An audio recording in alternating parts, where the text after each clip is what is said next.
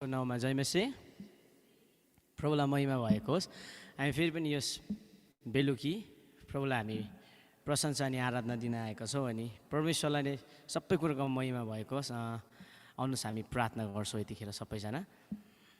सर्वशक्तिमान परमेश्वर पिता पुत्र येशू ख्रीष्ट अनि पवित्र आत्मा हामी तपाईँलाई धन्यवाद चढाउँदछौँ। तपाईँको वचनले भन्नुभएको छ जकरियाको किताबमा यरुबाबेलको निम्ति एउटा वचन छ, न त बलले न त शक्तिले तर तपाईँको आत्माले भन्नुभएको छ प्रभु। अनि प्रभु यो साँझ हामी फेरि पनि यो ऋतुभित्र पस्दैछ, एउटा नयाँ ऋतुभित्र प्रभु तपाईँको छोराछोरीहरूले प्रभु तपाईँसँग ठुलो आशा रहेको छ। हामी सबैले नै प्रभु तपाईँ हामीलाई लिनु निश्चय नै आउँदै हुनुहुन्छ प्रभु। अनि तपाईँलाई महिमा भएको होस्। हामी आशामा आनन्द गरिरहन्छौँ प्रभु। हामी सङ्कष्टमा स्थिर रहन्छौँ, प्रार्थनामा अटुटसँग लागिरहन्छौँ जबसम्म प्रभु त्यो भोर खोलिँदैन। परमेश्वर तपाईँलाई महिमा भएको होस् प्रभु। यो साँझ तपाईँ हाम्रो बिचमा हुनुहुन्छ पवित्र आत्मा प्रभु। यो साँझ हामीले तपाईँलाई सन्ताप दिएको छ भने हामी क्षमा माग्छौँ। तपाईँमा आउनभन्दा अगाडि तपाईँको आत्मालाई हामीले सन्ताप दिएको छौँ थुप्रोचोटि प्रभु। अनि प्रभु तपाईँको आत्मालाई सन्ताप दिएकोमा तपाईँ दुखित हुनुहुन्छ। हे प्रभु येशू ख्रीष्ट तपाईँको रगतले यो साँझ हामीलाई एकचोटि फेरि पनि धोइदिनुहोस्। जब पनि तपाईँको नाउँमा हामी भेला हुन्छौँ तपाईँ येशू ख्रीष्टको रगतले हाम्रो सबै अधर्मलाई धुन्छ भन्नुभएको छ प्रभु। हामी आउँछौँ तपाईँको उपस्थितिमा, किनभने हाम्रो अधर्म चाहिँ तपाईँले धुँदै हुनुहुन्छ परमेश्वर पिता। हामीलाई तपाईँको उपस्थितिमा आउनु जरुरी छ प्रभु। जब पनि परमेश्वर पिता आज साँच्ची नै प्रभु एजराको किताबमा तपाईँले हामीलाई बताउनु भयो, जब पनि मन्दिरको जगहरू बसाल्यो तब प्रभु यति बेसी मानिसहरू प्रभु आनन्दले रमाएको छ अनि उनीहरूले प्रशंसा अनि आराधना गरेको छ। अनि उनीहरूले भनेको छ यो गर्नु हाम्रो निम्ति असल छ परमेश्वर पिता। तपाईँलाई हामी धन्यवाद चढाउँछ। आजको यो साँझ तपाईँलाई प्रशंसा अनि आराधना गर्न हाम्रो निम्ति असल छ प्रभु। तपाईँलाई हामी धन्यवाद चढाउँदछौँ प्रभु। जतिजना यसरी जोडिरहेको छ प्रभु हामी प्रार्थना गर्दछौँ हामी प्रत्येकको निम्ति प्रभु तपाईँले अनुग्रह गर्नुहोस्। यो साँझ अनि तपाईँको सच्चै उपस्थितिभित्र पस्नमा हामीलाई अझै मद्दत गर्नुहोस् प्रभु। तपाईँको उपस्थिति अलरेडी छ, हाम्रो हृदयलाई हामी तयार गर्दछौँ प्रभु तपाईँलाई भेट्नको निम्ति प्रभु। हामी तपाईँलाई धन्यवाद चढाउँदछौँ। हाम्रो हृदयलाई एकचोटि फेरि तपाईँको रगतमा बाँध्दै सुरु अन्त सम्पूर्ण सेवाकाईलाई तपाईँको हातमा राख्दै आशिष अनुग्रह माग्छौँ येशू ख्रीष्टको जिउँदो अनि पवित्र नामबाट आमेन। प्रभुलाई महिमा भएको होस्। आमेन आमेन। यो साँझ हामी परमेश्वरलाई प्रशंसा दिन गइरहेको छौँ। अनि यो सिजनमा के भइरहेको छ भन्दाखेरि परमेश्वरको थुप्रो छोराछोरीहरू जो परमेश्वरको बाटोलाई कुरिरहेको छ अनि उनीहरूले कुर्दाखेरि प्रभु आउनुहुन्छ भन्ने आशामा सबैजनाले पर्खिरहेको छ। मैले पनि पर्खिरहेको छु, तपाईँले पनि पर्खिरहनु भएको छ, प्रत्येकले पर्खिरहेको छ। अनि यो आशामा पर्खिँदै गर्दा थुप्रोचोटि खै प्रभु आएन त भनेर हामीलाई यो कुरा लाग्दैछ भने प्रभुलाई महिमा भएको यो सबै कुराको लागि हाम्रो परमेश्वर आउँदै हुनुहुन्छ हामीलाई लिनको निम्ति। आमेन आमेन। वचनले भन्छ आशामा आनन्द गरेर सङ्कष्टमा स्थिर रह अनि प्रार्थनामा तिमीहरू अटुटसँग लागिरह। अनि सिफ्टिङमा यो स्पिरिचुअल सिफ्टिङमा के हुँदैछ भन्दाखेरि यो कुन चाहिँ ऋतुमा तपाईँ अनि म पस्दैछौँ भन्दाखेरि प्रभुले हाम्रो जीवनबाट त्यो पुरानो कुरालाई परमेश्वरले हाम्रो जीवनबाट निकाल्दै हुनुहुन्छ। अनि त्यो निकाल्दै गर्दा हामी सबैजनालाई गाह्रो परिरहेको छ। अनि कतिजनाले गिभअप गर्न खोजिरहेको छ यतिखेर, अब म सक्दिनँ होला, म अब यतिखेर म अब यसलाई सट डाउन गर्छु भनेर। तर आज तपाईँ नै मेरो निम्ति एउटा परमेश्वरको वचन छ। जसरी राजाको किताबमा गएर हेऱ्यो भने एलिया पनि जिजबेलले खेद्दै गर्दाखेरि झाडीमुनि लुकेर गएर बसेको थियो। प्रभु कोही पनि छैन तपाईँको, म हाउडे रहेछु परमेश्वर, म सकिनँ तपाईँको अगाडिको जस्तो विश्वासको नाइकेमा गनिनँ, म सक्दिनँ रहेछु प्रभु, मलाई उठाउनुहोस् भनेर उसले त्यतिखेर प्रार्थना गरेको छ। अनि ऊ त्यो अम्लिसोको झाडीमुनि लुकेर बसेको छ। अनि आज कतिजना परमेश्वरले तपाईँ अनि मलाई उहाँको डाँडामा लानु चाहँदै हुनुहुन्छ। आमेन आमेन आमेन। अनि यो डाँडामा जाँदै गर्दाखेरि एलिया जस्तो हाम्रो त्यो ठाउँमा हामी पुगेको छौँ जहाँ हामी झाडीमुनि लुक्ने भएको छौँ। अब म जाँदिनँ भनेर तर स्वर्गदूत आएर के भनेको छ भन्दाखेरि एलिया उठ त एक सुरै पानी पी अनि एउटा यो फुलौरो ले, किनभने यात्रा तेरो निम्ति लामो छ भन्नुभयो प्रभुले। अनि एलियाले त्यो लिँदै गर्दाखेरि फेरि पनि सुतेको छ। अनि फेरि पनि स्वर्गदूत आएर फेरि पनि देख्छ। अनि एलिया त्यो भोजनको बलले 40 दिन उजाड स्थानमा हिँडे। अनि जब उसले परमेश्वरको डाँडामा पुग्यो तब उसले परमेश्वरको रियल आवाजलाई अझै चक्किलो पाराले सुन्न सक्यो। आमेन आमेन हामी त्यो सिजनबाट भएर जाँदैछौँ। तपाईँ कतिजना त्यो विल्डरनेसमा, म त्यो विल्डरनेसमा, तपाईँ अनि हामी सबैजना परमेश्वरलाई कुरिरहने बाटोमा त्यो विल्डरनेसमा छौँ अनि त्यो अम्लिसो मुनि लुकेको छ भने आज तपाईँको निम्ति, मेरो निम्ति परमेश्वरले भन्नुहुन्छ त्यो झारीबाट उठ्ने समय आएको छ। आमेन। अनि तपाईँले हिँड्नुपर्ने हुन्छ त्यो बाटोलाई, त्यो बाटो तर्नुपर्ने हुन्छ। त्यो सबैको जीवनमा छ त्यो यात्रामा। त्यो उजाड स्थान, त्यो 40 दिनको यात्रा सबैजनाकोमा छ। तर त्यो 40 दिनको यात्रासँग हामी डराउनु हुँदैन, किनभने परमेश्वरले भन्नुभएको छ सब दिन अनि जगतको अन्तसम्म म तेरो साथमा छु, म तँलाई कहिले पनि छोड्दिनँ भन्नुभएको छ। तपाईँ हरेस नखानुहोस्, हामी हरेस नखाउँ, हामी यो यात्रालाई जारी नै राखिरहँ। आमेन। अनि अब्राहमले जसरी दुईटै हात उचालेर ऊ अविश्वासले गर्दा पनि डगमगाएन, प्रतिज्ञाको विषयमा अलिकति अविश्वासले गर्दा डगमगाएन, तर अब्राहम स्थिर रह्यो। अनि अन्तमा गएर लेखेको छ उसले परमेश्वरलाई सधैँ महिमा दिइरहन्थे भनेर। आमेन। जब हामी यो कुरा गर्छौँ हाम्रो निम्ति यो कुरा गर्न असल छ। जब परमेश्वरलाई महिमा दिइरहन्छ यो सबै यो सिचुएसनहरूबाट परमेश्वरले हामीलाई त्यहाँबाट तरेर लानुहुन्छ अनि उहाँको आवाज सुनाउनु नै हुन्छ हामीलाई। यतिखेर हामी सबैजना हाम्रो स्थानमा खडा हुनेछौँ। तपाईँले लागिरहेको छ भने अब म सक्दिनँ भनेर तपाईँ उठ्नुहोस् त्यो ठाउँबाट। जसरी एलिया उठ्यो, दुईचोटिमा उठेको छ एलिया, तपाईँ पनि उठ्नुहोस्। आज म पनि उठ्छु, हामी यहाँ भएको सबैजना उठौँ अनि आज हामी परमेश्वरलाई चर्को आवाजमा महिमा दिउँ। हालेलुया, हालेलुया। भजनले भन्छ साथी मेरो तपाईँ घाम जुन तारा बनाउने येशूको नजिक म आउँदैछु, असमित छ तपाईँको प्रेम, तपाईँको अनुग्रहको गीत गाउँदैछु भन्नुभएको छ। आमेन। यो लिरिक्स स्क्रिनमा डिस्प्ले हुन्छ, तपाईँले लिरिक्सलाई हेर्दै गाउन सक्नुहुन्छ। कोही पनि चुप नलाग्नुहोस्। आज एलियाको निम्ति त्यो एक सुरै थियो, फुलौरो थियो भने आज हाम्रो निम्ति पनि परमेश्वरले दिनुभएको कुराहरू छ। अनि हाम्रो निम्ति यो आराधना पनि प्रभुले प्रशंसा राखिदिनु भएको छ। अनि जब दाउदले पनि प्रशंसा गरे, दाउदलाई के भनेको छ अगमवक्ता आएर, दाउद तिमी यहाँ गढीमा के गर्दैछौ, गएर जुडामा भाग भनेको छ। अनि जुडा भनेको चाहिँ प्रशंसाको ठाउँ हो। आमेन। अनि गढीबाट चाहिँ जहिले पनि हामी जुडामा गएर भाग्नुपर्छ, जुडामा जानुपर्छ। नि जुडामा चाहिँ जहिले पनि प्रशंसा हुन्छ। हालेलुया।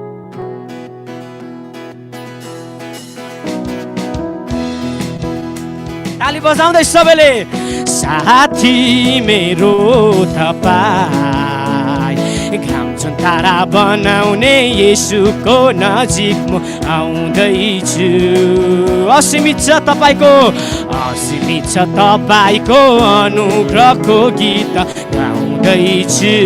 उहाँको अनुग्रहमा गाउन थालौँ। साथी मेरो तपाईँ घाम जुन तारा बनाउने येशूको नजिक म आउँदैछु, असीमित छ तपाईँको प्रेम, असीमित छ तपाईँको अनुग्रहको गीत गाउँदैछु। साङ्लो सबै तोडेर मृत्युलाई जितेर गहिरो दलदलबाट टिप्नु भो येशू मलाई।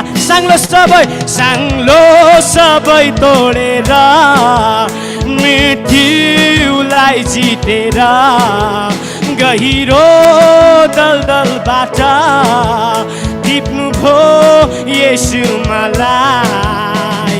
मेरो पाउ ठेस्न लागोस् भनी बसाल्नु भो अग्लो चट्टानमा, अनि स्वर्गसम्म फैलियो महान सनातनको चट्टान हो येशू तपाईँ, मृत्युले नजित्ने चट्टान साथी मेरो तपाईँ। हालेलुया।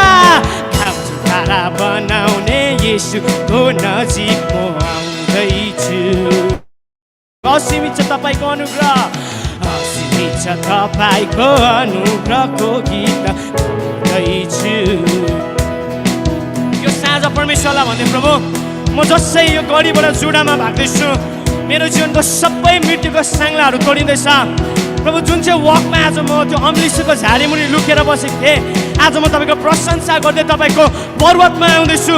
साङ्लो सबै तोडेर मृत्युलाई जितेर गहिरो दलदलबाट टिप्नु भो सबैले साङ्लो सबै तोडेर, साङ्लो सबै तोडेर मृत्युलाई जितेर गहिरो दलदलबाट टिप्नु भो येशू मलाई मेरो पाउ ठेस्न लागोस् पनि बसाल्नु भो अग्लो चट्टानमा अनि स्वर्गसम्म फैलिएको महान सनातनको चट्टान हो येशू मृत्युले नछुने चट्टान साथी मेरो तपाईँ परमेश्वरलाई भन्दै तारा बनाउने येशूको नजिक म आउँदैछु असीमित छ तपाईको अनुग्रहको गीत गाउँदैछु ताली बजाउने यो साँझ सबैजनाले यो उजाड स्थानको यात्रामा हिँड्दै गर्दा आराधना गर्नु मन पर्दैन हात उचाल्नु पनि मन पर्दैन तर पनि हामी गर्छौँ किनभने एजराको किताबमा लेख्छ तपाईलाई प्रशंसा अनि आराधना गर्नु मेरो निम्ति असल छ साङ्लो सबै तोडेर मृत्युलाई जितेर गहिरो दलदलबाट टिप्नु भो येशूमा साङ्लो सबै तोडेर मृत्युलाई जितेर गहिरो दलदलबाट टिप्नु भो येशूमा मेरो पाउ ठेस्न लागोस् भनी बसाल्नु भो अग्लो चट्टानमा अनि स्वर्गसम्म फैलिएको महान सनातनको चट्टान हो येशू मृत्युले नछुने चट्टान साथी मेरो तपाईँ घाम जुन तारा बनाउने येशूको नजिक म आउँदैछु असीमित छ तपाईको अनुग्रहको गीत गाउँदैछु सबैले ताली बजाउँदै प्रशंसाको शक्तिले जुवालाई बचाउँदै उजाड स्थानमा हिँड्दै गर्दाखेरि उहाँलाई प्रशंसा दिँदै अनि वचनले भन्छ उद्धारको यो कचौरा लिएर आउँदैछु म अनुग्रहको नदीबाट पिउन पाउँदैछु म उद्धारको यो कचौरा लिएर आउँदैछु म अनुग्रहको नदीबाट पिउन पाउँदै सबैले फेरि पनि उद्धारको यो कचौरा लिएर आउँदैछु म अनुग्रहको नदीबाट पिउन पाउँदैछु मूल ढोकाहरू यहाँ खोलिँदैछ प्रकाश अनन्तको फैलिँदैछ जीवितको देशमा हिँड्दैछु म सुवासना जीवनको फैलिँदैछ हर्षले भरिँदैछ मन साथी मेरो तपाईँ घाम जुन तारा बनाउने येशूको नजिक म आउँदैछु असीमित छ तपाईको अनुग्रहको गीत गाउँदैछु सबैजनाले एकैसाथमा हामी परमेश्वरलाई भन्दै प्रभु म तपाईँको उद्धारको कसौराबाट यो साँझ पिउँदैछु प्रभु हामी सबैले भन्दै हाम्रो हृदयमा प्रभु मेरो हृदयलाई फेरि पनि एकचोटि तपाईँको आत्माले भरिदिनुहोस् मलाई तपाईँको राजी खुसीको आत्माले भरिदिनुहोस् मलाई तपाईँको मुक्तिको उमङ्गले भरिदिनुहोस् यतिखेर कतिजनाले मुक्तिको उमङ्गलाई हराइसकेको छ कतिले परमेश्वरलाई भन्नु परमेश्वरको बाटो हेर्दाखेरि निराश भइसकेको छ तर प्रभुलाई यो कुरा भन्न थाल्नु पवित्र आत्मा दाउदले जसरी भजनको किताब 51 मा प्रार्थना गरेको छ मलाई तपाईँको मुक्तिको उमङ्गले भरिदिनुहोस् मलाई तपाईँको साल्भेसनको जोइले भरिदिनुहोस् परमेश्वर अनि म तपाईँको फेरि पनि महिमा गर्नेछु हो येशू तपाईँले हामीलाई भरिदिनुहोस् यो साँझ तपाईँको मुक्तिको उमङ्गले प्रत्येक छोरा छोरीलाई भरिदिनुहोस् हर्षले भरिँदैछ मन साथी मेरो तपाईँ, घाम चुहारा बनाउने येशूको नजिक म आउँदैछु। असीमित छ तपाईँको अनुग्रह, असीमित छ तपाईँको अनुग्रहको गीत गाउँदैछु। परमेश्वरलाई यो साँझ भन्दै प्रभु एकचोटि मेरो फेरि पनि हृदयलाई तपाईँको मुक्तिको उमङ्गले भरिदिनुहोस्। प्रभु मेरो जीवनलाई मुक्तिको उमङ्गले भरिदिनुहोस्। जसरी म यो भजनलाई गाइरहेको छु प्रभु, तपाईँ मेरो जीवनको ढाल हुनुहुन्छ, मेरो जीवनको रक्षक तपाईँ हुनुहुन्छ। प्रभु मैले तपाईँमा भरोसा गरेको छु अनि म तपाईँको बाटो निरन्तर हेरिरहन्छु।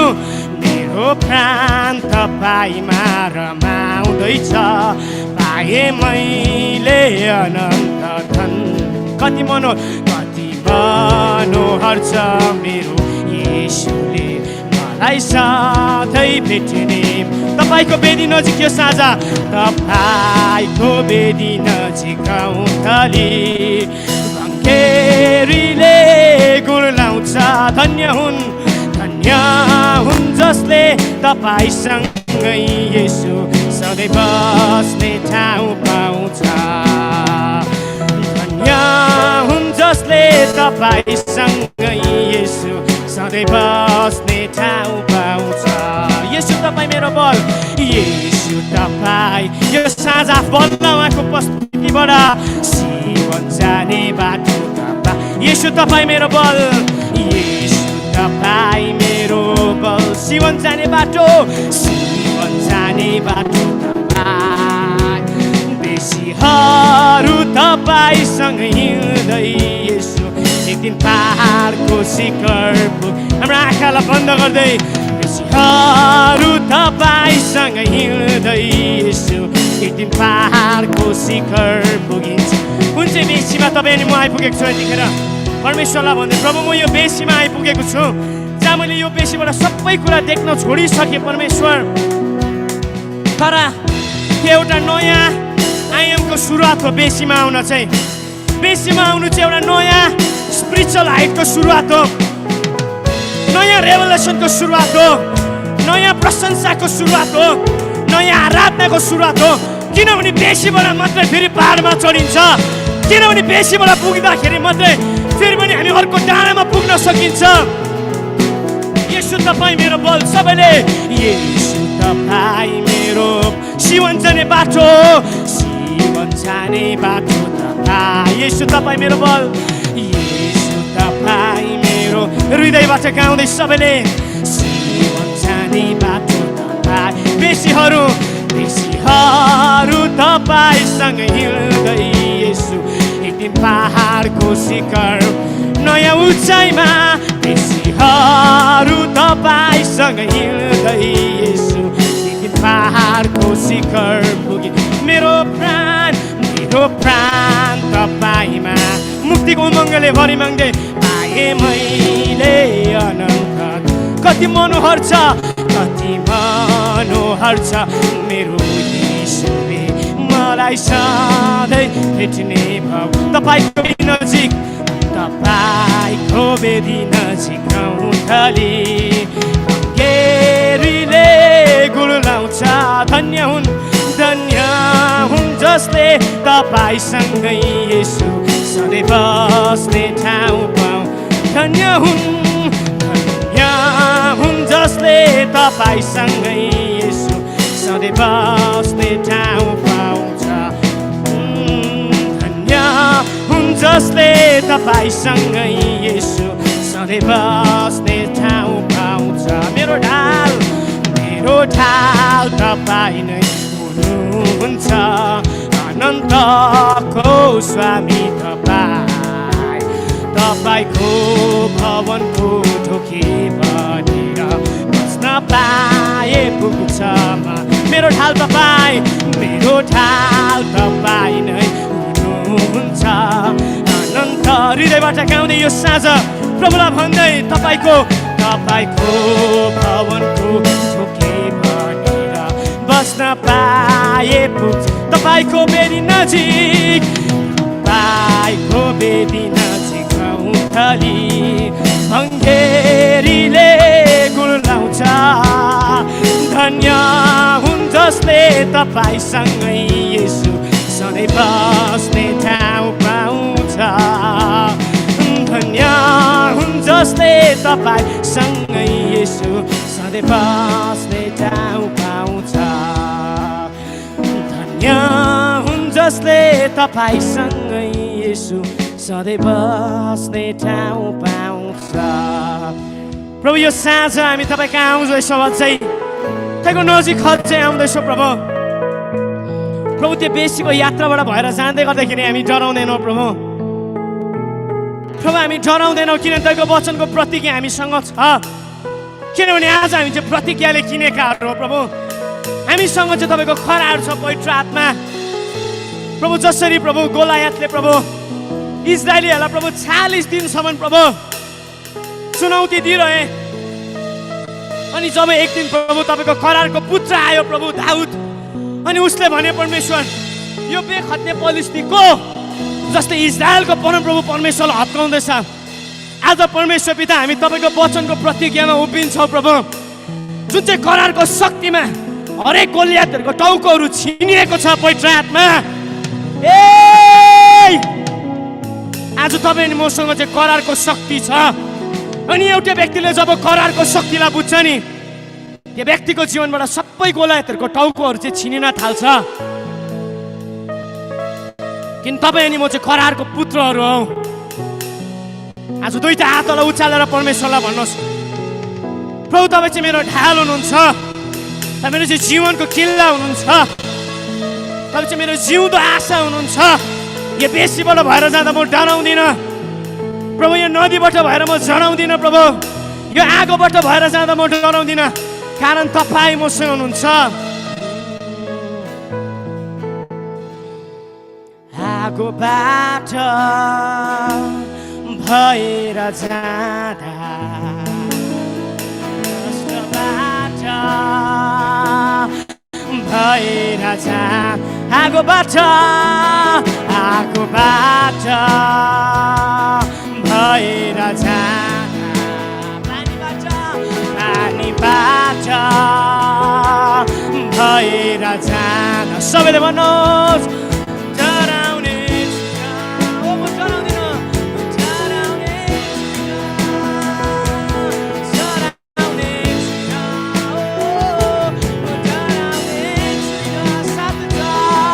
साथ छ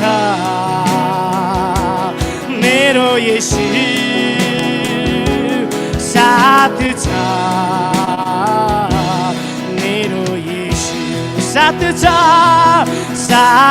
छ मेरो येशू हो साथ छ मेरो येशू म डराउने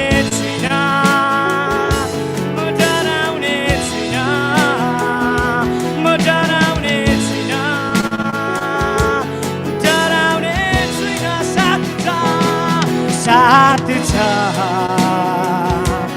मेरो येशू तपाईको छेउमा साथ छ मेरो येशू साथ छ मेरो येशू साथ छ मेरो येशू यो साँझ परमेश्वरलाई आराधना दिँदैछौँ परमेश्वरलाई भन्न थाल्नु प्रभु म डराउँदिनँ मृत्युको घाँटीबाट भएर जाँदा पनि म डराउँदिनँ चाहे सङ्कष्ट आउँदै गर्दा म डराउँदिनँ हृदयमा पीर छाउँदाखेरि डराउँदिनँ म एक्लो हुँदा पनि डराउँदिनँ म बिचमा हुँदा पनि डराउँदिनँ परमेश्वर पिता किन हर समय तपाईँ मेरो साथमा हुनुहुन्छ त्यो बेसीबाट भएर जाँदा डराउँदिनँ त्यो बेसीबाट जाँदा पनि म डराउँदिनँ परमेश्वर किनभने मलाई याद छ यो डाँडा पारी चाहिँ तपाईँले मेरो निम्ति असल ढोक्ला राख्नु भएको छ हे म डराउँदिनँ हे येशू तपाईँ मेरो साथमा म डराउँदिनँ हे येशू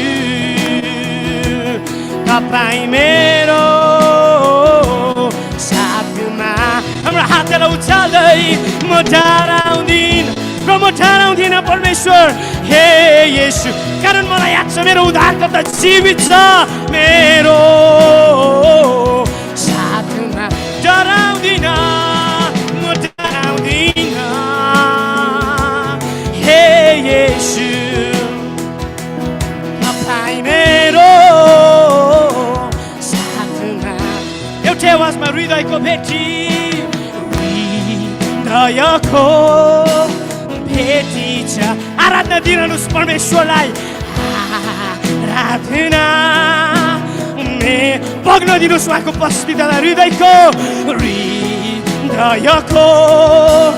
भेटी कारण तपाईँ मेरो उद्धारकर्ता जीवित छ आराधना मेरो सबैले फेरि नि एउटै आवाजमा हृदयको भेटी हृदयको भेटी चढाउँछु आराधना मेरो येशूलाई आराधना आराधना उहाँलाई आराधना आराधना येशू हृदयको आराधनालाई फुट्न दिनुहोस् यतिखेर आराधना आराधना आराधना आराधना येशूलाई डराउँदिन म डराउँदिन भनिदिनुहोस् आफ्नो हातलाई उचाल्दै जय येशू तपाईँ मेरो साथमा तपाईँ मेरो साथ हृदयको आराधनालाई उहाँले मन पराउनुहुन्छ म डराउँदिन हे येशू तपाईँ मेरो साथमा यस पवित्र आत्मा हामी डराउँदैनौँ यतिखेर तपाईँलाई अझै आराधना दिइरहन्छौँ किन तपाईँ चाहिँ हाम्रो साथमा हुनुहुन्छ तपाईँ चाहिँ हाम्रो उद्धारकर्ता जीवित हुनुहुन्छ यतिखेर अनि हामी तपाईँलाई आराधना दिन्छौँ परमेश्वर पिता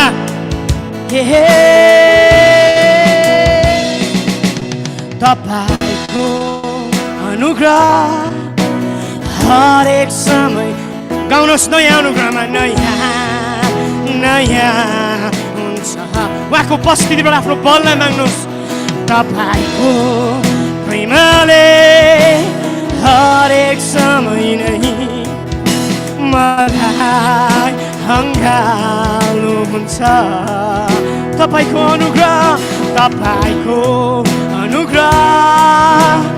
हरेक समय नै नयाँ नयाँ हुन्छ तपाईँको प्रेमले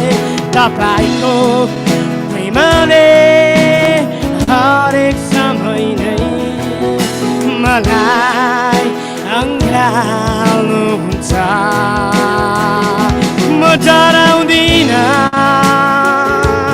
हे येशू तपाईँ मेरो साथमा म डराउँदिन हे येशू तपाईँ मेरो साथमा म डराउँदिन हे येशू तपाईँ मेरो साथमा हृदयको भेटी चढाउँछु आराधना मेरो येशू हृदयको भेटी चढाउँदै सबैले एउटा आवाजमा आराधना मेरो येशूलाई आराधना मेरो येशूलाई आराधना आराधना आराधना आराधना येशूलाई हो आराधना आराधना आराधना येशूलाई आराधना आराधना आराधना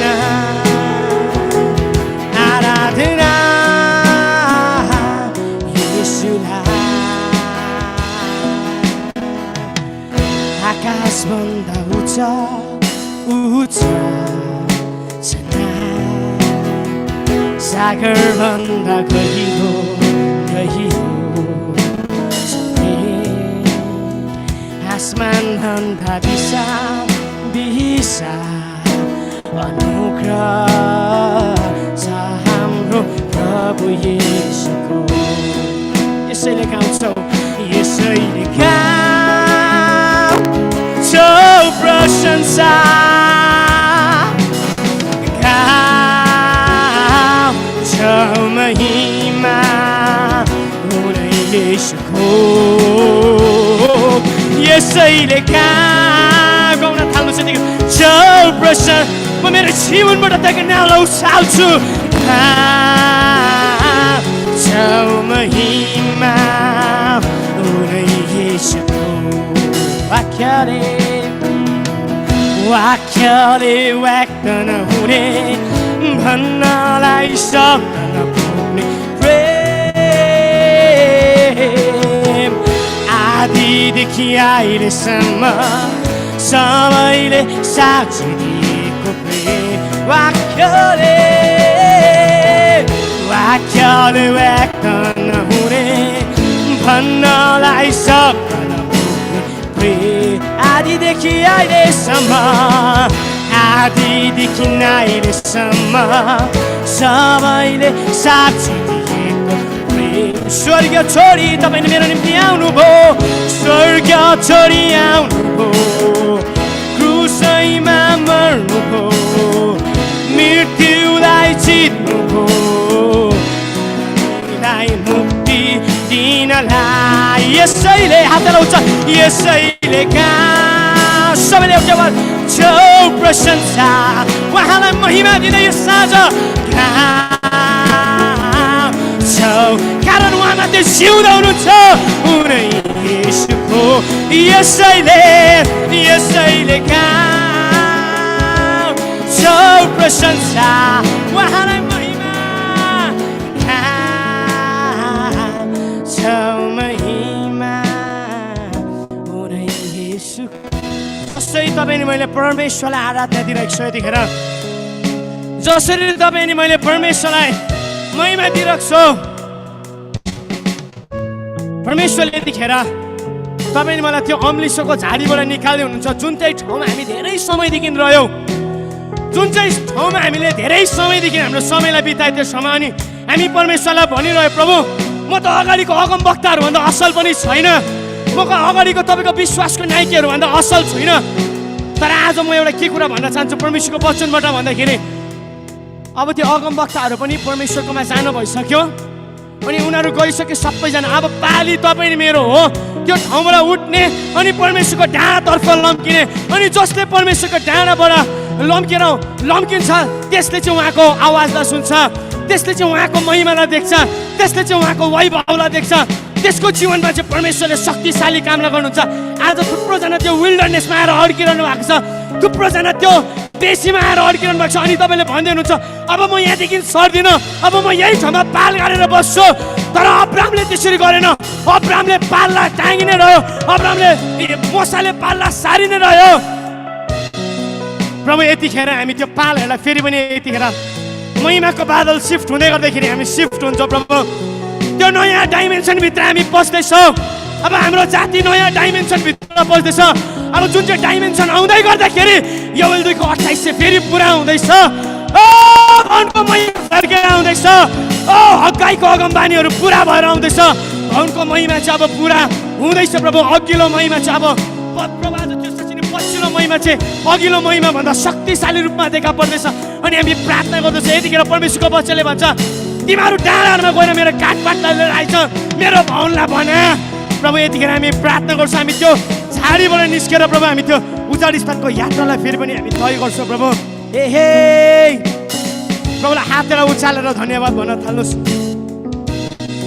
भन्न थाल्नुहोस् परमेश्वरलाई अनि प्रभुलाई भनौँ प्रभु आज म यो ठाउँमा रहँदिनँ तर आज म यो ठाउँबाट निस्केर जुटातर्फ भाग्दैछु त्यो अगमवक्ताले भन्यो दाउद तँ किन यहाँ बसिरहन्छस् किन तँ यो ठाउँमा छस् तँ गढीमा किन बसेस् तँ गढीमा बस्न हुँदैन तर तँ गढीबाट भागेर जुडातर्फ जानुपर्छ जहाँ चाहिँ प्रशंसाको ठाउँ छ। हे क्षमा कतारा ला ला ला सेरे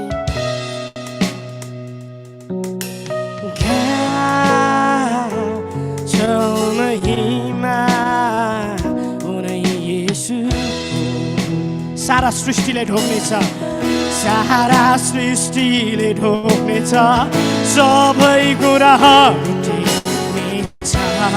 प्रभुलाई भन्नुहोस्, प्रभु बलियो हुँदैछ यो साँझ, निर्बल बलियो हुँदैछ, लाटोले पुकार्नेछ त्यो सारा सृष्टिले ढोक्नेछ, सबै कुराहरू टेक्नेछ। निर्बल बलियो हुँदैछ, लाटोले पुकार्नेछ, अन्धोले देख्नेछ,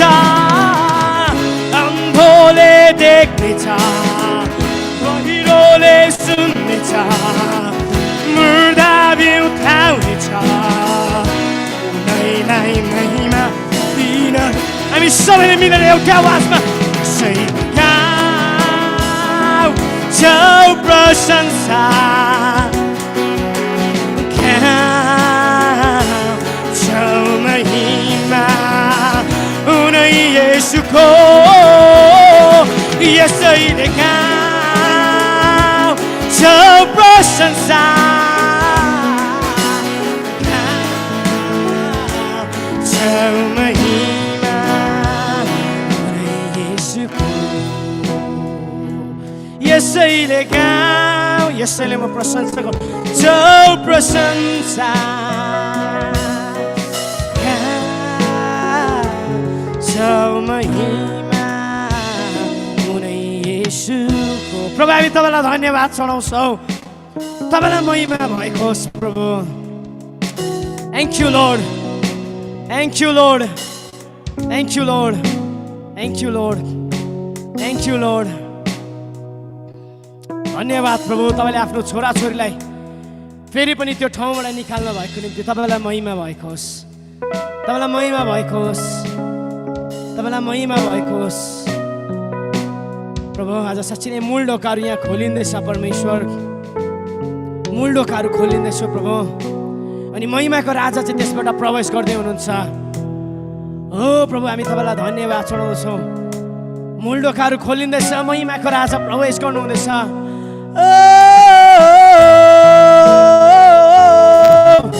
हे येशू, येशू तपाईँलाई महिमा, महिमा तपाईँलाई, तपाईँलाई, तपाईँलाई। तपाईँ इजरायलको उच्च स्तुतिको सिंहासनमा विराजमान हुनुहुन्छ। पवित्र आत्मा, तपाईँ इजरायलको सिंहासनको स्तुति, तपाईँ महिमाको योग्य, योग्य। Thank you, thank you, thank you Lord, thank you Lord, thank you Lord, thank you Lord। प्रभु तपाईँको रगतको शक्तिको निम्ति तपाईँलाई धन्यवाद, तपाईँलाई धन्यवाद प्रभु, तपाईँको रगतको शक्तिको निम्ति धन्यवाद प्रभु। तपाईँको रगत यति साह्रो शक्तिशाली छ, जुन चाहिँ रगतले मृत्युको खिललाई जितेको छ प्रभु। आज त्यो रगतको शक्तिको दामलाई म मेरो जीवनमा धारण गर्छु, जुन चाहिँ रगतको शक्तिले मलाई मृत्युको सबै जालहरूबाट छुटाउनु भएको छ, त्यही रगतको शक्तिले तपाईँलाई पनि छुटाउनु भएको छ। अनि उहाँको रगतको शक्ति शक्तिशाली छ। यतिखेर जसै तपाईँ घरमा हुनुहुन्छ, यो ठाउँमा हुन्छ, केही छ उहाँको रगतको शक्तिलाई आफ्नो जीवनमा धारण गर्नु छ भने भन्नुहोस्, प्रभु तपाईँको रगतको शक्तिलाई म मेरो जीवनमा धारण, तपाईँले खानुभएको दामलाई म मेरो जीवनमा धारण गर्छु, जुन चाहिँ आउँदै गर्दा मृत्यु टिक्न सकेन। ए मृत्यु तेरो खिल कहाँ, ए मृत्यु तेरो विजय कहाँ। ओ परमेश्वर, तपाईँले मृत्युको खिललाई निकाल्नु भएको छ। जुन दिन तपाईँ अनि मैले यो कुरालाई बुझाउने, यो कुराको शक्तिमा जिउँदै गर्दाखेरि एउटा व्यक्ति चाहिँ यति साह्रो शक्तिशाली हुन्छ, उहाँको रगतको शक्तिलाई बुझ्दै गर्दा एउटा व्यक्ति शक्तिशाली हुन्छ, अनि त्यो व्यक्तिले चाहिँ परमेश्वरको राज्यलाई यो पृथ्वीमा ल्याउँछ। रगतको शक्तिको निम्ति धन्यवाद। यति साह्रो शक्तिशाली छ त्यो रगत, त्यो रगत यति साह्रो शक्तिशाली छ, त्यो रगत यति साह्रो शक्तिशाली छ, त्यो रगतले सबै कुरालाई जितिदिसकेको छ। यति मात्रै फरक छ। तपाईँ अनि मैले त्यो शक्तिलाई चाहिँ दाबी गर्नुपर्ने हुन्छ, धारण गर्नुपर्ने हुन्छ, त्यो डामलाई हाम्रो जीवनमा बोक्नु पर्ने हुन्छ।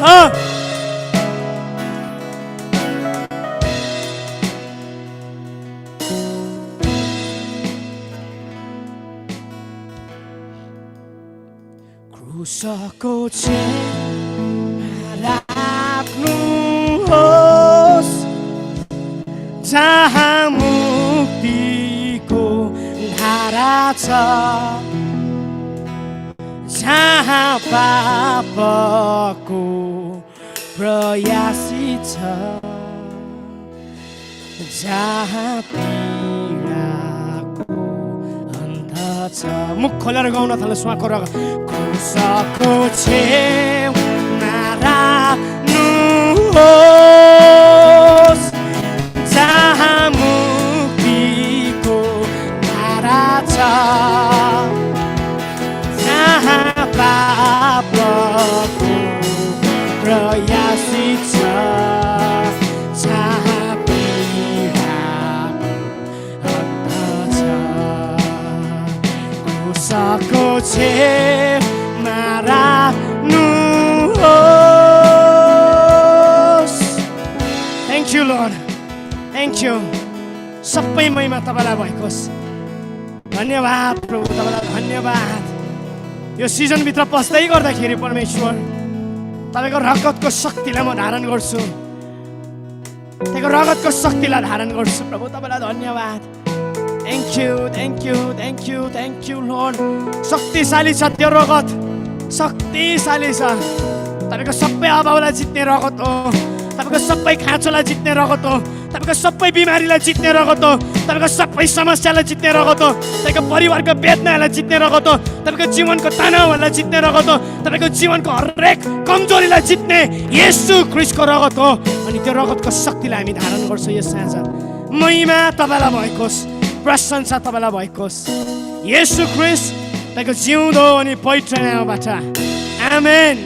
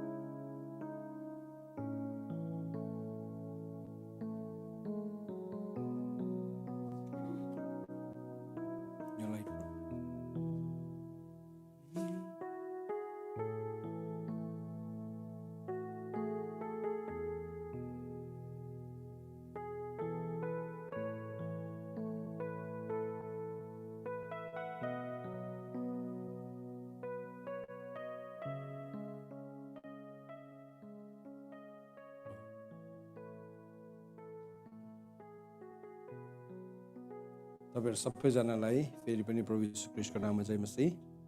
र तपाईहरु अघिको सेसनमा जतिजना हुनुहुन्थ्यो अनि अहिलेको यो सेसनमा जतिजना हुनुहुन्छ, अघि हामी थोरै थियौँ फर्स्टको सेसनमा इभिनिङ प्रेयरमा, अनि अहिले आज हामी अनलाइन प्रेयरमा भेला भएका छौँ। र तपाईहरु जतिजना पनि युट्युबमा अनि जुमद्वारा जोडिनु भएको छ, म तपाईहरु सबैजनालाई प्रभु यीशु ख्रीष्टको नाममा स्वागत गर्न चाहन्छु।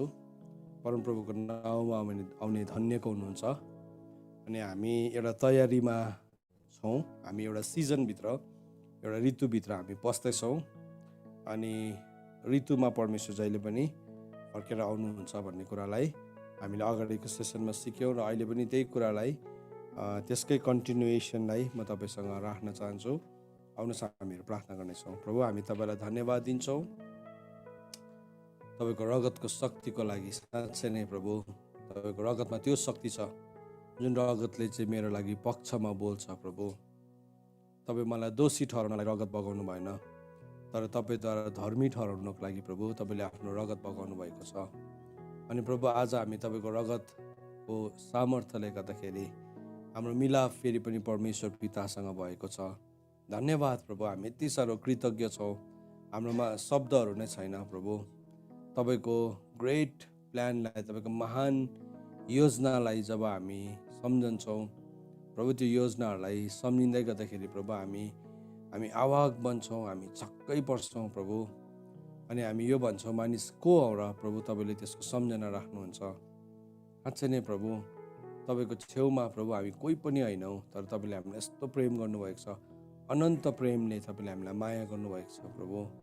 प्रभु, टेम्परेरी लभ होइन, संसारमा जीवन र इन्जेलसम्म होइन, तर तपाईँको प्रेम त अनन्त जीवनभन्दा पनि श्रेष्ठ उत्तम, जो सदा सर्वदा रहिरहन्छ। धन्यवाद प्रभु।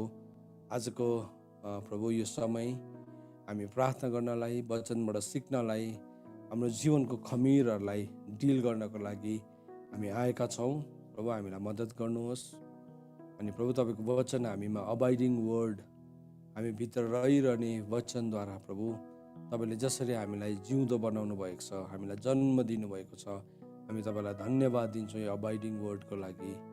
प्रभु, अब यो वर्ड चाहिँ फ्लेस शरीरमा परिणत भएको होस् र तपाईँको महिमा हुन सकोस्। धन्यवाद सबै बिन्ती माग्छु पुत्र प्रभु यीशु ख्रीष्टको जिउँदो अनि पवित्र नामको बाटोले, आमेन। परमेश्वरको वचनले हामीलाई के भन्छ भन्दाखेरि चाहिँ परमेश्वरले हाम्रो लागि राख्नुभएको थट्सहरू, परमेश्वरले हाम्रो लागि राख्नुभएको विचारहरू साह्रै अचम्मको छ। प्रभुले भन्नुभएको छ, मैले जुन विचारहरू तेरो लागि राखेको छु त्यो चाहिँ तेरो भलाइको लागि, तँलाई भविष्य दिनलाई, तँलाई आशा दिनलाई हो भनिकन। अनि प्रभुको विचार यति साह्रो ठुलो छ, हामीसँग परमेश्वरको विचार मिल्दैन। हामी त सानो सोच्छौँ, तर परमेश्वरले ठुलो अनन्तताको सोच प्रभुले राख्नु भएको छ। अनि अगाडिको सेसनमा हामीले एउटा कुरा हेरिरहेका थियौँ, त्यो कुरालाई म फेरि पनि रिपिट गर्न चाहन्छु। किन भन्दाखेरि चाहिँ, किनभने अगाडिको सेसनमा हामी थोरै मानिसहरू थियौँ, तर अहिले हामी धेरैजना छौँ। हामीसँग लगभग 200जना जस्तो तपाईँहरू जोडिनु भएको छ। धेरै त्योभन्दा बढी हुनुहुन्छ, तर जोडेको अनलाइन जोडेको त्यति हुनुहुन्छ। अनि अघि सेयर गरेको कुराको अलिकति जिस्ट तपाईँहरूलाई दिन चाहन्छु, तपाईँहरू जतिजना पनि हुनुहुन्न थियो। उत्पत्तिको किताब 1 अध्यायको 14लाई हामीले हेर्दैथ्यौँ। अनि त्यहाँ यसरी लेखेको छ, अनि परमेश्वरले भन्नुभयो, आकाशको अन्तरमा दिन र रात छुट्याउनलाई ज्योतिहरू हौन्, अब चिन्हहरू ठहराएका चाडहरू, दिनहरू र वर्षहरूको निम्ति ती हौन्। प्रभुले जब सृष्टि गर्नुभयो नि, प्रभुको सोच यति साह्रो शक्तिशाली। प्रभुको सोच, प्रभुले सबैभन्दा सृष्टि गर्नुभन्दा अगाडि मतलब थुप्रो कुराहरू सृष्टि गरिसक्नु भएको थियो यति बेला, तर भए तापनि यो कुरालाई फर्स्ट इन अर्डर राख्नु भएको हो भन्ने कुरालाई हामीले हेर्दैथ्यौँ। प्रभुले जस्तो प्रकारले कुराहरू गर्नुहुन्छ, प्रभुको काम गर्ने तरिका छ, अचम्मको छ। प्रभुको अर्डर अफ थिङ्स, प्रभुले कुन चाहिँ कुरालाई कसरी राख्नु भएको छ, त्यो कुराहरूलाई जब हामी बुझ्न थाल्छौँ, प्रभु कति शक्तिशाली, कति साह्रो ज्ञानी, कति साह्रो बुद्धिमानी हुनुहुन्छ। प्रभु यीशु ख्रीष्टको शक्तिलाई देखेर हामी आवाक बन्छौँ। पहिलो कोरिन्थी 1 अध्यायको 30 पदले भन्छ, प्रभु यीशु ख्रीष्ट चाहिँ परमेश्वरको शक्ति अनि परमेश्वरको बुद्धि हुनुहुन्छ। अनि त्यो शक्ति र त्यो बुद्धिमा प्रभुले जुन काम गर्नुभयो त्यो काम अचम्मको छ। यो वचन हामीलाई त्यसै पढ्दाखेरि हामीलाई केही जस्तो पनि लाग्दैन, okay this is just the creation, यो जस्तो एउटा सृष्टि त हो, प्रभुले यसरी सृष्टि गर्नुभयो भन्ने कुरा हामीलाई लाग्छ। तर जब हामी यो वचनको गहिराइलाई बुझ्छौँ, यो कुराको गहिराइलाई बुझ्दै गर्दाखेरि हामी चकित बन्छौँ है। प्रभुले के गर्नुभयो भन्दाखेरि चाहिँ परमेश्वरले आकाशको अन्तरमा दिन र रात छुट्याउनलाई ज्योतिहरू हुन्, चिन्हहरू र ठहराएका चाडहरू र दिनहरू र वर्षहरूको निम्ति त्यो हुन् भनेर वचनमा लेखेको छ है। यो वचनलाई पढेर नि म तपाईँलाई अझै एउटा वचन पढ्नु पऱ्यो, त्यो अघि मैले पढिनँ। मत्तीको किताब 4 अध्यायलाई मत्तीको किताब 4 अध्यायको 8 पदमा, मत्तीको किताब 4 अध्यायको 8 पदमा, फेरि दुष्ट आत्माले उहाँलाई एउटा अग्लो पर्वतमा लगेर जगतका सबै राज्य र तिनको गौरव उहाँलाई देखायो। सो हामी के देख्छौँ भने नि शैतानले आदमकोबाट केही कुरा खोसेको थियो, केही कुरा लगेको थियो जो चाहिँ त्यसले यीशु ख्रीष्टलाई देखायो पनि। त्यसकोमा केही कुरा थियो, त्यसकोमा केही कुरा थियो जो त्यसले देखाउनु सक्ने केही कुरा थियो। त्यो कुरा प्रभु यीशु ख्रीष्टलाई त्यसले देखायो, हामीलाई पनि त्यसले देखाइरहन्छ घरिघरि। अनि हामी हेरेर कोही बेला मख हुन्छौँ, हामी त्यहीँ अड्किन्छौँ पनि। प्रभु यीशु ख्रीष्ट झुकिनु भएन, प्रभु यीशु ख्रीष्ट झुकिनु भएन, किनभने प्रभुलाई वचन थाहा थियो। अनि उहाँले के गर्नुभयो, जब त्यो देखायो प्रभुले भन्नुभयो, त्यसले भने उहाँले भन्यो तपाईँले घोप्टेर मलाई दण्डवत गर्नुभयो भने यी सबै थोक म तपाईँलाई दिन्छु। तब येशूले त्यसलाई भन्नुभयो, ए शैतान हटिजा, किनभने यस्तो लेखिएको छ, तैँले परमप्रभु आफ्नो परमेश्वरलाई दण्डवत गर्नु अनि उहाँको मात्र सेवा गर्नु। निश्चय नै हामीले परमेश्वरलाई दण्डवत गर्नु अनि उहाँको मात्रै सेवा गर्ने उहाँ योग्यको हुनुहुन्छ। उहाँ यति साह्रो ठुलो छ उहाँको सोच। यो उत्पत्ति 1:14 र यो मत्तीको किताब 4 अध्यायको 8, 9, 10 पदको चाहिँ के सम्बन्ध छ भनेर सायद तपाईँ भन्दै हुनुहुन्छ होला। यसको गहिरो सम्बन्ध छ। कसरी भन्दाखेरि चाहिँ यहाँ जुन चाहिँ शैतानले प्रस्तुत गर्यो प्रभु यीशु ख्रीष्टको अगाडि, त्यो चाहिँ शैतानले चोरेको चिजलाई प्रस्तुत गर्यो।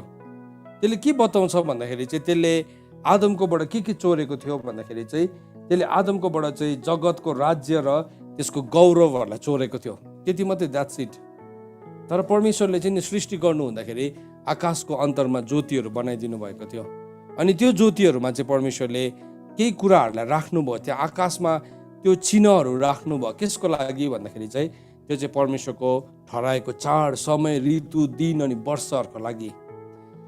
यो आज हामी परमेश्वरले ठहराउनु भएको चाडको दिनभित्र प्रवेश गर्ने एक साँझ अगाडि छौँ। भोलिको साँझदेखि अखमिरे रोटीको चाडको हप्ता सुरु हुन्छ। अनि यो परमेश्वरको वचनमा लेखेको कुरा म तपाईँलाई भन्दैछु। प्रस्थानको किताब 12 अध्यायमा यो रेफरेन्स थुप्रो ठाउँमा पाउनुहुन्छ। प्रस्थानको किताब 12 अध्याय, प्रस्थानको किताब 13 अध्यायको 1 देखि लिएर 10, 18 देखि लिएर 20, 23 अध्यायको 14 देखि लिएर 19, व्यवस्थाको किताब 16 अध्यायको 1 र 2, लेवीको किताब 23 अध्यायको 4 देखि लिएर 8 पदसम्म। यत्रो बेसी रेफरेन्स छ। सो घरिघरि दोहोऱ्याएको भन्नुको मतलब के हो? इम्पोर्टेन्ट छ। प्रभुले घरिघरि हामीलाई सम्झनामा हालिदिनु भएको छ। सो यो सन्दर्भमा म बोल्दैछु है। सो मैले अघि तपाईँलाई भन्दै थिएँ कि जब आदमले जगतको राज्य, पृथ्वीको संसारको राज्यहरू, त्यसको गौरवहरू गुमायो, यो संसारको मालिक चाहिँ को भयो त्यो दिनदेखि भन्दाखेरि चाहिँ शैतान भयो। सो के भयो? पावर अफ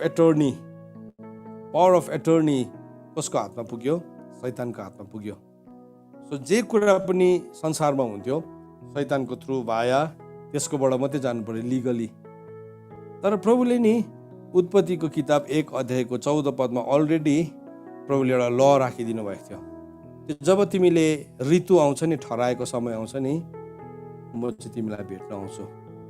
सो त्यो ललाई चाहिँ, त्यो कानुनलाई, परमेश्वरको त्यो व्यवस्थालाई चाहिँ त्यसले यो जगतको राज्य र त्यसको गौरवभित्र पर्दैन। त्यो ज्युरिस्डिक्सन चाहिँ, त्यो ज्युरिस्डिक्सन पर्दैन। जस्तो कि उदाहरणको लागि तपाईँलाई हामीले कतिपल्ट यो भन्दाखेरि बुझ्दैनौँ, तर संसारकै गभर्मेन्टहरूलाई हेऱ्यो भने पनि कतिवटा स्टेट गभर्मेन्ट अनि सेन्ट्रल गभर्मेन्ट हुन्छ। स्टेट गभर्मेन्टको कतिवटा ज्युरिस्डिक्सन हुन्छ जो चाहिँ सेन्ट्रल गभर्मेन्टले हस्तक्षेप गर्नु पाउँदैन, तर कतिवटा यस्तो ज्युरिस्डिक्सन हुन्छ जसमा चाहिँ सेन्ट्रल गभर्मेन्टले डाइरेक्ट हस्तक्षेप गर्नु पाउँछ, जस्तो कि ट्याक्स एउटा हो, करको कुरा, यस्तै इत्यादि कतिवटा कुराहरू छ जहाँ चाहिँ सेन्ट्रल गभर्मेन्टले डाइरेक्ट हस्तक्षेप गर्नु पाउँछ है।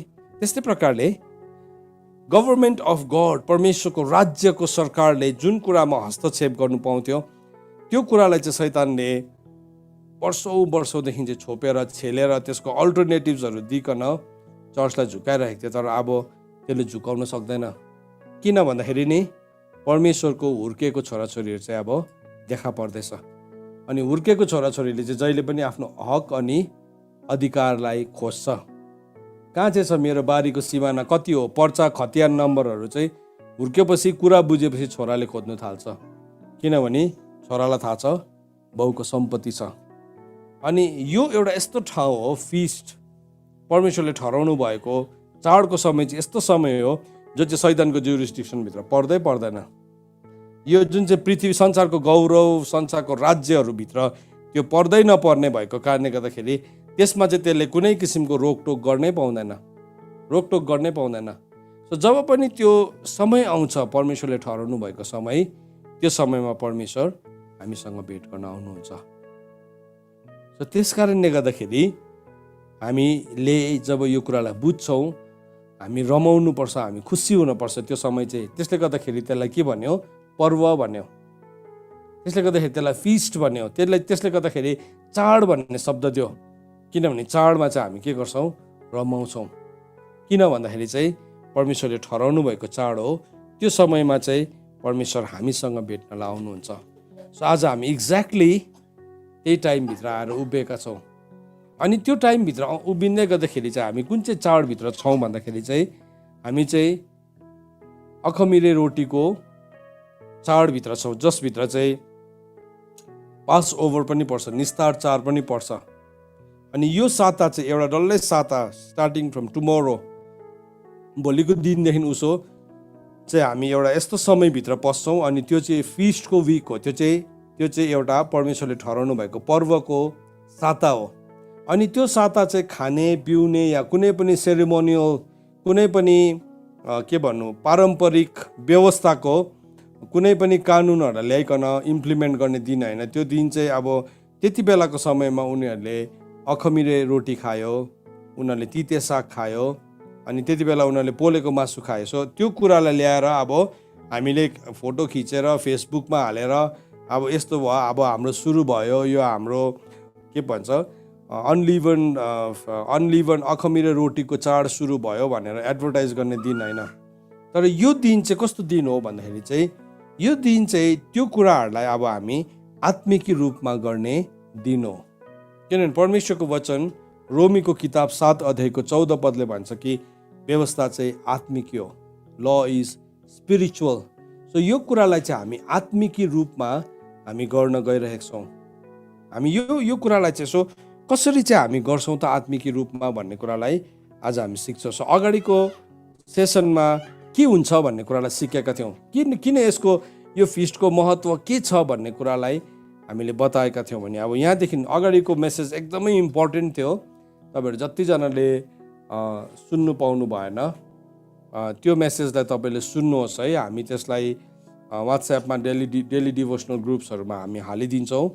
तपाईँले सुन्नुहोस् त्यो अगाडिको मेसेजलाई पनि, अनि तपाईँले त्यसको रेलेभेन्सलाई अझै, त्यसको महत्त्वलाई अझै शक्तिशाली रूपमा तपाईँले बुझ्नुहुन्छ। सो अब म तपाईँलाई दोस्रो आयाममा लान चाहन्छु। सो प्रस्थानको किताब 13 अध्यायको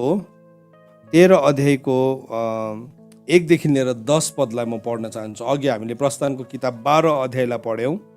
12 अध्यायको हामीले 1 देखि लिएर 14 पदलाई पढ्यौँ भने अब हामी प्रस्थानको किताब 13 अध्यायको 1 देखि लिएर 10 पदलाई हामी पढ्छौँ। तपाईँहरू सबैजनाले मसँग आफ्नो बाइबललाई खोल्नुहोस् अनि हामी यो वचनलाई हेर्नेछौँ अनि हामी सिक्नेछौँ।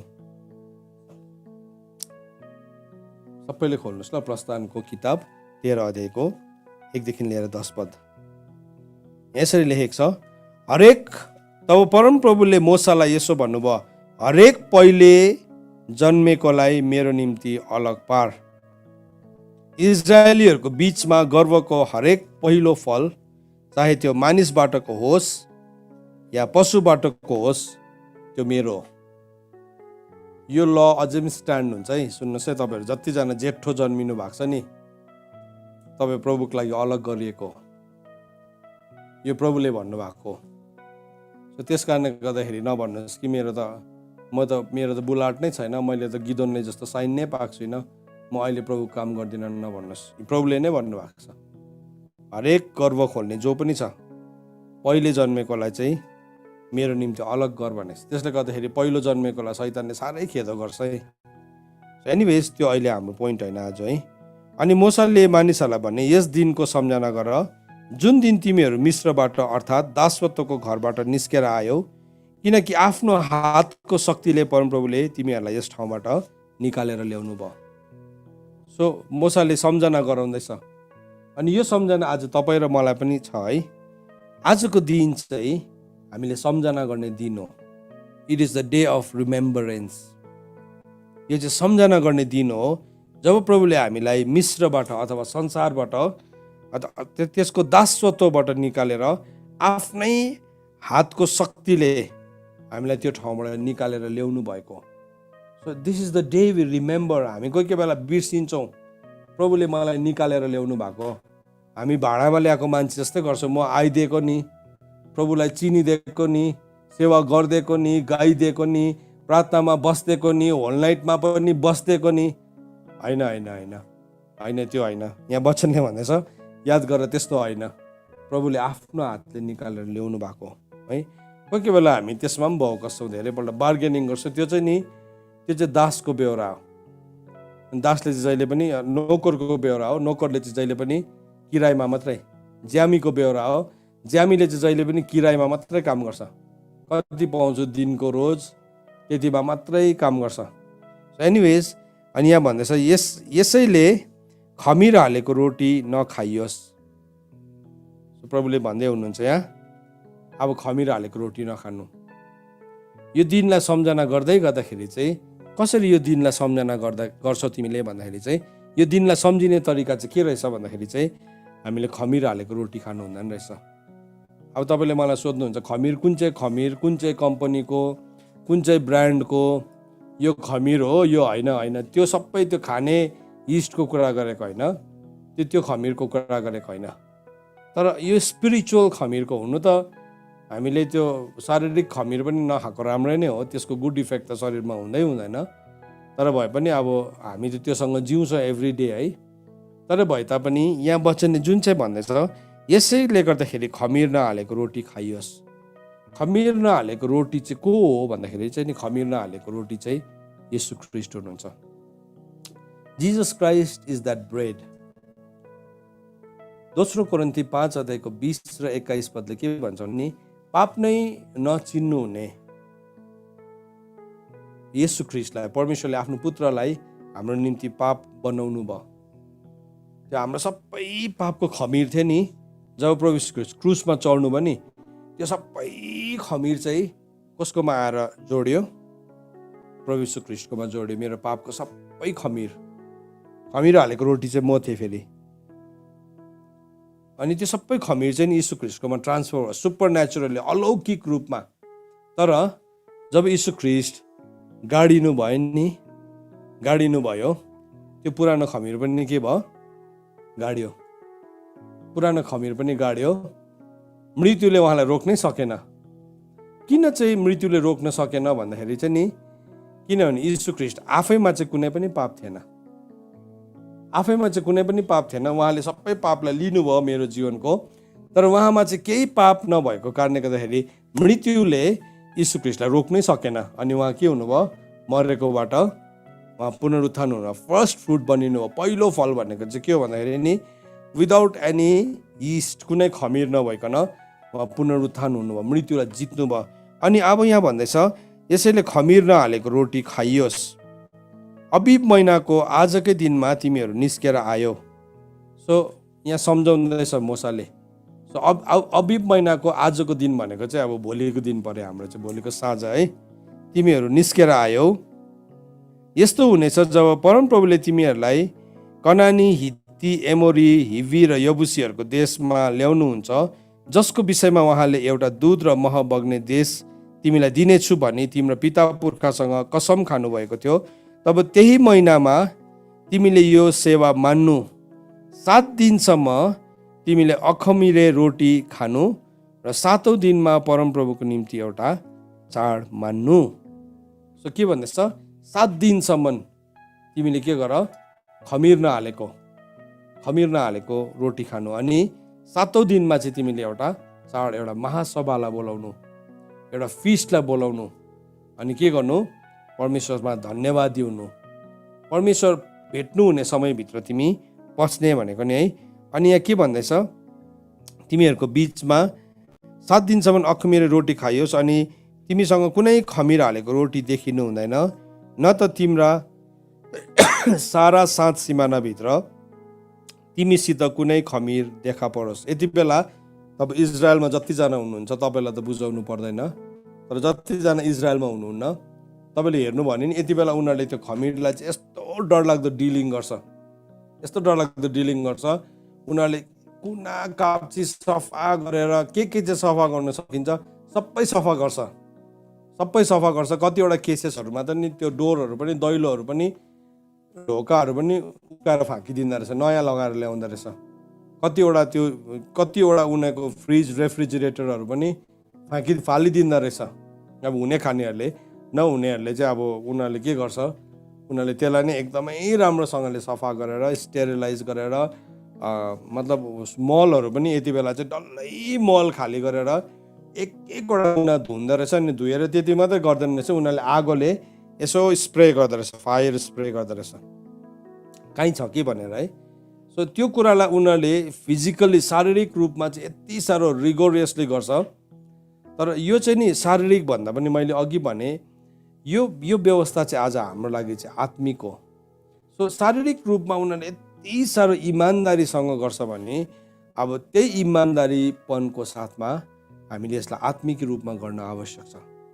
सो यहाँ वचनले के भन्दैछ भने चाहिँ तिमीहरूमा चाहिँ कुनै पनि खमिर देखा नपरोस्। अनि त्यस दिन तिमीले आफ्नो छोरालाई यसो भन्नु, म मिश्रबाट निस्केर आउँदा परमप्रभुले मेरो निम्ति जे गर्नुभएको थियो यसको निम्ति यो गरिएको। आज एज अ फादर मैले मेरो छोरालाई भन्नुपर्छ, यो मिश्र देशबाट निक्लेर आउँदाखेरि चाहिँ प्रभुले यो गर्नुभएको, दिस इज द लर्ड्स डुइङ। प्रभुले यसरी गर्नुभएको, यो किन गरेको, आप्पा किन गरेको, बाउ किन गरेको सोध्यो भने ड्याडी किन गरेको भन्दाखेरि चाहिँ किनभने द्याट इज अ साइन, प्रभुले मिश्र देशबाट निस्केर आउँदाखेरि चाहिँ हामीलाई यो गर्नुभएको है। यहाँ के भन्दैछ है? अनि त्यसको बादमा के भन्दैछ? अनि परमप्रभुको व्यवस्था तिम्रो मुखमा रहोस् भनेर यो चाहिँ तिम्रो निम्ति तिम्रो हातमा एउटा चिन्ह र तिम्रो निधारमा सम्झनाको रूपमा रहोस्, किनकि शक्तिशाली हातले परमप्रभुले तिमीलाई मिश्रबाट निकालेर ल्याउनु भएको छ। यसै कारण तिमीले यो विधि र यसको तोकिएको समयमा हरेक वर्ष मान्नु भनेर प्रभुले भन्नुभयो। डु इट एभ्री इयर, हरेक वर्ष, किनभने काहीँ न काहीँ जीवनमा खमिर आएर थुप्रेको हुन्छ है, काहीँ न काहीँ आएर थुप्रेको हुन्छ। सो के भन्दैछ? तिमीले यसको सिजनमा हरेक वर्ष गर्नु भन्नुभयो। सो यो सकिएको छैन, यो आत्मिक नियम। अनि त्यस कारणले गर्दाखेरि हामी के देख्छौँ, यीशु ख्रीष्टले के गर्नुभयो? निस्तार चाडको समयमा चेलाहरूलाई खबर पठाउनु भयो। अनि के भन्नुभयो? तिमीहरू जानु सहरमा जाँदै गर्दाखेरि एउटा मान्छेले चाहिँ घैलामा पानी बोकेको देख्छौ, अनि त्यो मान्छेको पछाडि लाग्नु। अनि त्यो घैलामा पानी बोकेको मान्छे त कति भेट्थे है। अचम्म लाग्यो मलाई त्यो पढ्दाखेरि नि, को हो यो घैलामा पानी बोक्ने मान्छे चाहिँ, किन त्यसो भन्नुभयो प्रभुले? घैलामा पानी बोक्ने त कति भेट्छ, तर वास्तवमा नि त्यो दिनहरूमा घैलामा चाहिँ पुरुषले चाहिँ पानी नै बोक्दैन थिएछ। तर त्यो घरको मान्छे चाहिँ यति साह्रो नम्र थियो, पुरुषले पनि घैलामा पानी बोक्थ्यो। अनि प्रभुले भने त्यो मान्छे जहाँ पस्छ नि तिमीहरू पनि त्यहीँ पस्नु, अनि त्यो घरको मालिकलाई भन्नु मेरो निम्ति निस्तार चाड मनाउने कोठा कहाँ छ भन्दाखेरि उसले तिमीलाई एउटा सजाउ भएको कोठा देखाउँछ। सो प्रभु यीशु ख्रीष्टले के गर्नुभयो? निस्तार चाडलाई मनाउनु भयो। इनफ्याक्ट उहाँ निस्तार चाडको बलिदान पशु उहाँ आफै बनिनु भयो। तर प्रभु यीशु ख्रीष्टले पनि फलो गर्नुभयो भन्न खोजेको चाहिँ। फेरि अब कोही कोही बेला यस्तो प्रचार गर्दै गर्दाखेरि कहाँ गर्यो प्रभु यीशु ख्रीष्टले नभएको कुरा है, आफ्नै रेभुलेसन होइन। तपाईँलाई मैले भने, तपाईँले हेर्नुहोस् यो कुरालाई। निस्तार चाडको समयमा है घैला बोक्ने मान्छे याद राख्नुहोस् है। तपाईँलाई केही थाहा भएन भने घैला बोक्ने मान्छे त्यति बेला पुरुषहरूले घैला बोक्दैन थियो। एउटा पुरुषले घैला बोक्नु भनेको चाहिँ त्यो चाहिँ यति साह्रो नम्र मान्छे हुन्थ्यो। अन्त त्यो चाहिँ नत्र भने पुरुषको लागि चाहिँ बिलो हिज डिग्निटी हुन्थ्यो, उसको डिग्निटीदेखि मुनि हुन्थ्यो घैला बोक्नु चाहिँ। तर त्यही मान्छेको घरमा चाहिँ प्रभु गइकन के गर्नुभयो, उहाँले निस्तार चाड बनाउनु भयो। प्रभुले भन्नुभएको छ, स्वर्ग मेरो सिंहासन, पृथ्वी मेरो पौदान, तिमीहरूले मेरो निम्ति घर कहाँ बनाउने? म त त्यो मान्छेको हृदयमा बास गर्छु जसको हृदय नम्र छ। सो प्रभु यीशु ख्रीष्टले पनि मनाउनु भयो भनेर भन्न खोजेको चाहिँ है। घैला भनेर चाहिँ तपाईँलाई एउटा मेमोरीमा बसोस् त्यो घैलाले गर्दाखेरि चाहिँ भनेर। सो अब पौलले कोरिन्थीको मण्डलीलाई यो कुरा लेखेको छ, कोरिन्थीको मण्डलीलाई बताएको छ। अनि पहिलो कोरिन्थी 5 अध्यायको 6 देखि लिएर 8 पदसम्म हामीले पढ्यौँ भने के भनेर लेखेको छ भन्दाखेरि चाहिँ यसरी लेखेको छ, तिमीहरूको घमण्ड गराई असल होइन, अलिकति खमिरले सारा ढिकालाई खमिर बनाइदिन्छ भन्ने कुरा के तिमीहरूलाई थाहा छैन? यसकारण पुरानो खमिर निकालेर शुद्ध पार कि तिमीहरू नयाँ ढिका हुन सक, जस्तो अखमिरे तिमीहरू छौ पनि। किनकि ख्रीष्ट पनि जो हाम्रो निस्तार चाडको पाठो हुनुहुन्छ हाम्रो निम्ति बलिदान हुनुभएको छ। यसकारण लौ, पुरानो खमिरले होइन, न त द्वेष र दुष्टताको खमिरले, तर इमान्दारी र सत्यताका अखमिरे रोटीले यो चाड मनाऊ। यो चाड मनाऊ। कहाँ लेखेको रहेछ वचनमा? पहिलो कोरिन्थी 5 अध्यायको 8 पदमा लेखेको छ चाड मनाऊ भनेर। नयाँ करारमा कहाँ लेखेको छ भनेर भन्छ नि। अब कहाँ लेखेको छ भनेर चाहिँ नपढ्ने मान्छेले मात्रै भन्छ, यहाँ एकदमै लेखेको छ। तपाईँलाई कसैले कहाँ लेखेको छ भने चाहिँ यहाँ लेखेको छ। यी तपाईँलाई मैले देखाइदिएँ, प्रभुले नै चाड मनाऊ भनेर भन्नुभयो। सो अब प्रभुले मनाऊ भनेपछि त अब त्यहाँ जस्तो सुकै आर्गुमेन्ट जसको पनि आयो भने पनि हामीलाई केही भन्नु छैन। परमेश्वरको वचनले भन्छ, तिमीहरूले मेरो कुरालाई सुन्यौ है। पहिलो यूहन्ना 2 अध्यायको 6 पदलाई पढौँ न एकपल्ट। पहिलो यूहन्ना 2 अध्यायको 6 पदमा के लेखेको छ?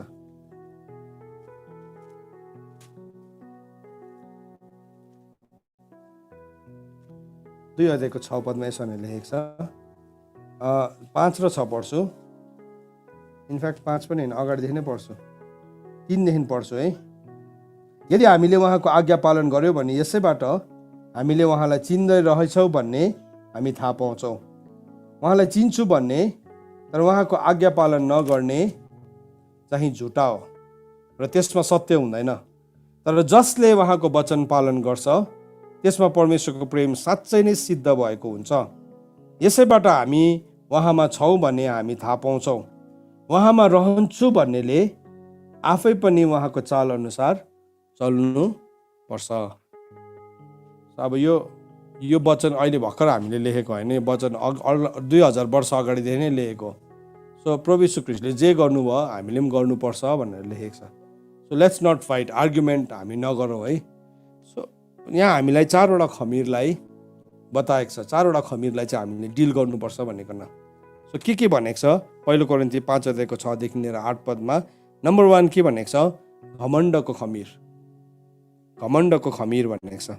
नम्बर 2 पुरानो खमिर भनेको छ। अनि नम्बर 3 द्वेषको खमिर। अनि नम्बर 4 दुष्टताको खमिर। 4वटा खमिरलाई चाहिँ हाम्रो जीवनबाट हटाउनु भनेको छ यति बेला। सो यो 4वटा खमिरलाई जब हाम्रो जीवनबाट हटाउँछौँ, अब यो नयाँ करारको फिस्ट चाहिँ हामी कसरी पालन गर्दो रहेछौँ भन्दाखेरि चाहिँ यो 4वटा खमिरलाई चाहिँ पहिला हामी के गर्छौँ? हटाउँछौँ। तर मिठो कुरा चाहिँ के भन्दैछ भने नि, यहाँ भन्दैछ प्रभु यीशु ख्रीष्ट जो चाहिँ हाम्रो निस्तार चाडको पाठो हुनुहुन्छ उहाँ चाहिँ हाम्रो निम्ति बलिदान भइसक्नु भएको छ। यो फिस्ट चाहिँ without the blood of Jesus Christ, यीशु ख्रीष्टको रगत बिना मनाउनु चाहिँ असम्भव छ।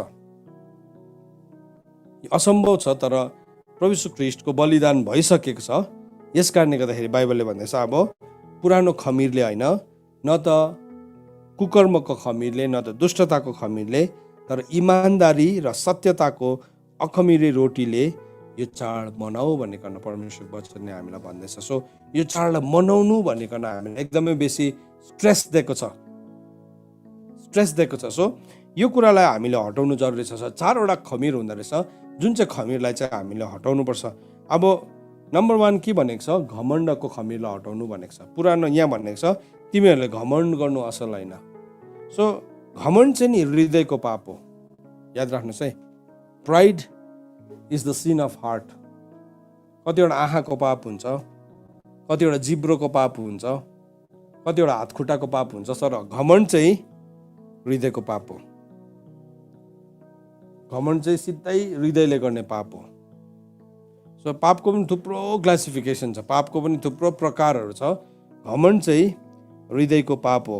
किनभने मर्कुसको किताब 7 अध्यायको 21 अनि 22 पदले यसरी भन्छ। यहाँ के भनेर लेखेको छ? किनभने भित्रबाट नै अथवा हृदयबाट, मानिसको हृदयबाट नै खराब विचार, परस्त्री गमन, बेविचार, हत्या, चोरी, लोभ, दुष्टता, छल, कामुकता, कुदृष्टि, निन्दा, घमण्ड, मूर्खता निस्कन्छ। अब यहाँ 12वटा पापलाई उल्लेख गरेको छ। यो 12वटा पाप चाहिँ सिधै हृदयबाट निस्किँदो रहेछ, सिधै। सो यो घमण्ड चाहिँ कहाँ गएर बस्छ एउटा मान्छेको जीवनमा भने चाहिँ यो घमण्डको खमीर चाहिँ कहाँ बसेको हुँदो रहेछ? हृदयभित्र। सो यो अखमीरे रोटीको चाड मनाउनु भने चाहिँ मैले मेरो हृदयभित्र भएको घमण्डलाई बाहिर निकाल्नुपर्छ। आजको होल नाइट प्रेयर पनि त्यस्तै छ नि त, हामीले खमीरलाई हटाउने छ। सो तपाईँ एक्साइटेड हुनुहुन्न र? यो आज हामी निकाल्नेवाला छौँ। वचनले जे भन्दैछ आज हामी बुझ्दै पनि छौँ अनि हामी बुझेर गर्नेवाला छौँ। घमण्ड सिरियस कुरा हो, एकदमै सिरियस कुरा हो। मेरो चाहिँ पवित्र घमण्ड हो, कसैको पनि पवित्र हुँदैन घमण्ड चाहिँ, किनभने विनाशको अगाडि मात्रै आउँछ घमण्ड चाहिँ। हजुर त्यो घमण्डको खमीर चाहिँ मल्टिप्लाई हुनु थाल्यो भने चाहिँ के हुन्छ? त्यसले चाहिँ विनाशमा पुर्याउँछ, ग्यारेन्टी हो त्यो चाहिँ। तर अब कतिवटा चाहिँ मल्टिप्लाई हुनै पाएको हुँदैन है, मल्टिप्लाई हुनै पाएको हुँदैन। त्यसले गर्दाखेरि चाहिँ अब हामीले के गर्नुपर्छ? यो खमीरलाई हटाउनुपर्छ बाइबलले भन्दैछ। सो घमण्ड चाहिँ हृदयको पाप हो। It is the sin of heart. याद राख्नुहोस् है आज एउटा कुरालाई। सो प्राइड आउनु खोज्दैछ भने चाहिँ बुझ्नुहोस् यो चाहिँ सिन अफ हार्ट। यसले चाहिँ भित्रको मूललाई नै बिगार्छ। हार्ट नै दूषित छ, हृदय नै दूषित छ भने त अब के रह्यो त है? अन्तत हितोपदेश 4 अध्यायको सायद 23-24 पदले भन्छ सबैभन्दा बेसी आफ्नो हृदयको के गर? रक्षा गर, किनभने त्यो जीवनको मूल हो। सो मूलमै पस्नु चाहन्छ यो यहाँ 12वटा छ। यो 12वटासँग चाहिँ हामी होसियार हुनुपर्छ, एकदमै होसियार। किनभने यो चाहिँ सिधै हृदयबाट आउने पाप हो, सिधै घुमेर कता कताबाट आउने होइन। सो मै हुँ घमण्डी है, हाम्रोमा के कुराको घमण्ड छ? रूपको छ होला, रङको छ होला, धनको छ होला, पढाइको छ होला, अनुभवको छ होला, नम्रताको घमण्ड छ होला, केसको हुन्छ। सो सबै किसिमको घमण्ड हुन्छ, घमण्डको पनि सबै किसिमको घमण्ड हुन्छ। सो त्यो घमण्डलाई चाहिँ नि हामीले चेक गर्नुपर्छ। कसैलाई म साह्रै नम्र छु भन्ने घमण्ड हुन्छ, त्यो पनि फेरि घमण्ड नै हो है। सो म एकदमै राम्रो छु, म ठिकै छु भन्ने त्यो पनि घमण्ड नै हो। सो त्यो घमण्डलाई चाहिँ हामीले के गर्नुपर्छ? अब यो जुन चाहिँ यहुदीहरूले, इजरायलीहरूले यति बेला उनीहरूको सुपर मार्केटको एकवटा कुना पल्टाइ आगोले डढाएर हुन्छ कि पानीले धोएर हुन्छ कि स्प्रे गरेर हुन्छ कि कोट्याएर हुन्छ कि है दैलै उक्काएर फ्याँक्दिएर हुन्छ कि है फ्रिज नै उक्काएर फ्याँक्दिएर हुन्छ कि है हामीले पनि फ्रिजमा भित्र त लुकाएर राखेको छैन कि चिसो बनाएर है। अहिले चाहिँ घमण्ड गर्दिनँ, अहिले त अब कतिजनाले घमण्ड गर्नु भ्याएकै हुँदैन, घमण्ड गर्ने मौकै पाएको हुँदैन। तर मेरो पनि त खुट्टा त परोस् न बाटोमा भनेर त्यो चाहिँ फ्रिजभित्र राखेको। फ्रिजभित्र चाहिँ खमीर छिटो मल्टिप्लाई हुँदैन नि त, आइस बनाएर राखिरहेको छ। तर अब त्यो फ्रिजबाट बाहिर निस्क्यो भने त्यसले फेरि काम बिगार्छ है। त्यो भने चाहिँ फ्रिज नै उकाएर फ्याँकिदिउँ। आज यहाँभित्र हृदयभित्र ठुल्ठुलो फ्रिजहरू राखेको छ भने है। सो नम्बर 2 घमण्ड चाहिँ नि संसारबाटको पनि हो। It is from the world भनेको छ, वचनले भनेको छ। घमण्ड चाहिँ संसारबाटको पनि पाप हो त्यो चाहिँ। किनभने पहिलो यूहन्ना 2:16 पदले यसरी भन्छ, पहिलो यूहन्ना 2:16 यसरी भन्छ, किनकि संसारमा भएका सबै कुराहरू शरीरको अभिलाषा, आँखाको अभिलाषा र जीवनको सेकी भनेको चाहिँ घमण्ड, जीवनको घमण्ड, त्यो चाहिँ कहाँबाटको हो भन्दाखेरि चाहिँ त्यो चाहिँ पिताबाटको होइन तर संसारबाटको हो। सो हेर्नुहोस् है, घमण्ड चाहिँ कहाँको रहेछ भन्दाखेरि चाहिँ एउटा चाहिँ it is the sin of heart and अर्को चाहिँ त्यो चाहिँ it is the sin of the world, संसारबाटको। सो शैतानले के गर्यो, घमण्डले फुल्यो अनि त्यहाँदेखि त्यसले के गर्छ, त्यो घमण्डको कुरालाई अझै पनि मान्छेको जीवनमा, सो मेरो ठुलो घर बनाएँ, मेरो ठुलो गाडी किनेँ है, मैले एउटा सुनको अर्नामेन्ट लगाएँ, या मैले पढाइमा अरू भन्दाखेरि सफल भएँ, सो के भयो, हाम्रो लाइफमा प्राइड आइहाल्छ, घमण्ड आइहाल्छ, म हुँ भन्ने आइहाल्छ है, त्यो संसारबाटको। सो बाइबलले भन्दैछ अब हामी यो निस्तार चाडभित्र पस्दैछौँ नि, हामीले यो खमीरलाई निकाल्नुपर्छ अरे हाम्रो जीवनबाट। किन भन्दाखेरि चाहिँ किनभने यीशु ख्रीष्टको रगतले चाहिँ त्यो निकाल्नु सक्ने क्षमता मलाई दिएको छ। यीशु ख्रीष्टको रगतले चाहिँ मलाई परमेश्वरसँग फेरि पनि मिलाप गरेको छ। यीशु ख्रीष्टको रगतले चाहिँ मेरो लागि मध्यस्थता गरेको छ। जब म त्यो निकाल्छु नि प्रभु, म रियलाइज गर्छु पवित्र आत्माले म मेरो जीवनमा काम गर्न दिन्छु। आज हामी प्रार्थना गर्छौँ पवित्र आत्मासँग, अनि पवित्र आत्मा मेरो जीवनको घमण्ड देखाइदिनुहोस् भन्दाखेरि उहाँले देखाइदिन थाल्नुहुन्छ। अनि त्यसलाई देख्दै गर्दाखेरि आफैलाई कस्तो नराम्रो लाग्छ। मलाई एकजना मेरो भाइले आज प्रभुको दास, महान दासले मलाई मेसेज गर्नुभएको थियो है, यो दिनहरूमा जसै आफ्नो जीवनलाई हेर्छु मलाई झन् जति त प्रभुको ज्योति आउँछ म आफैलाई हरेस लाग्छ।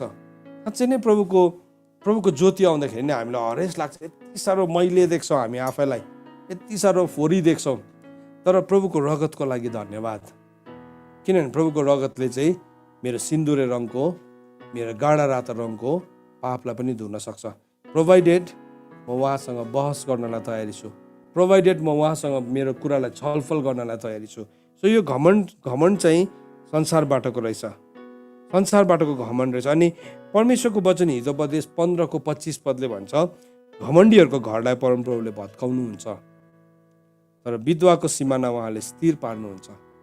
घमण्डीको घरलाई नै प्रभुले भत्काइदिनुहुन्छ। घर के हो? मेरो जीवन हो। सो यो खमीरले गर्दाखेरि मेरो जीवन नै भत्किने रहेछ। सो कुन चाहिँ बेस्ट हो?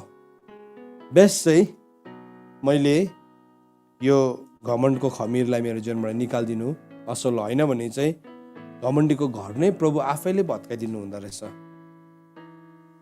अनि परमेश्वरको वचनले हामीले यसरी पनि भन्छ, कुनै कुराको सुरु भन्दा त्यसको अन्त असल हो। धीरजी आत्मा चाहिँ घमण्डी आत्मा भन्दाखेरि असल हो भनेको छ।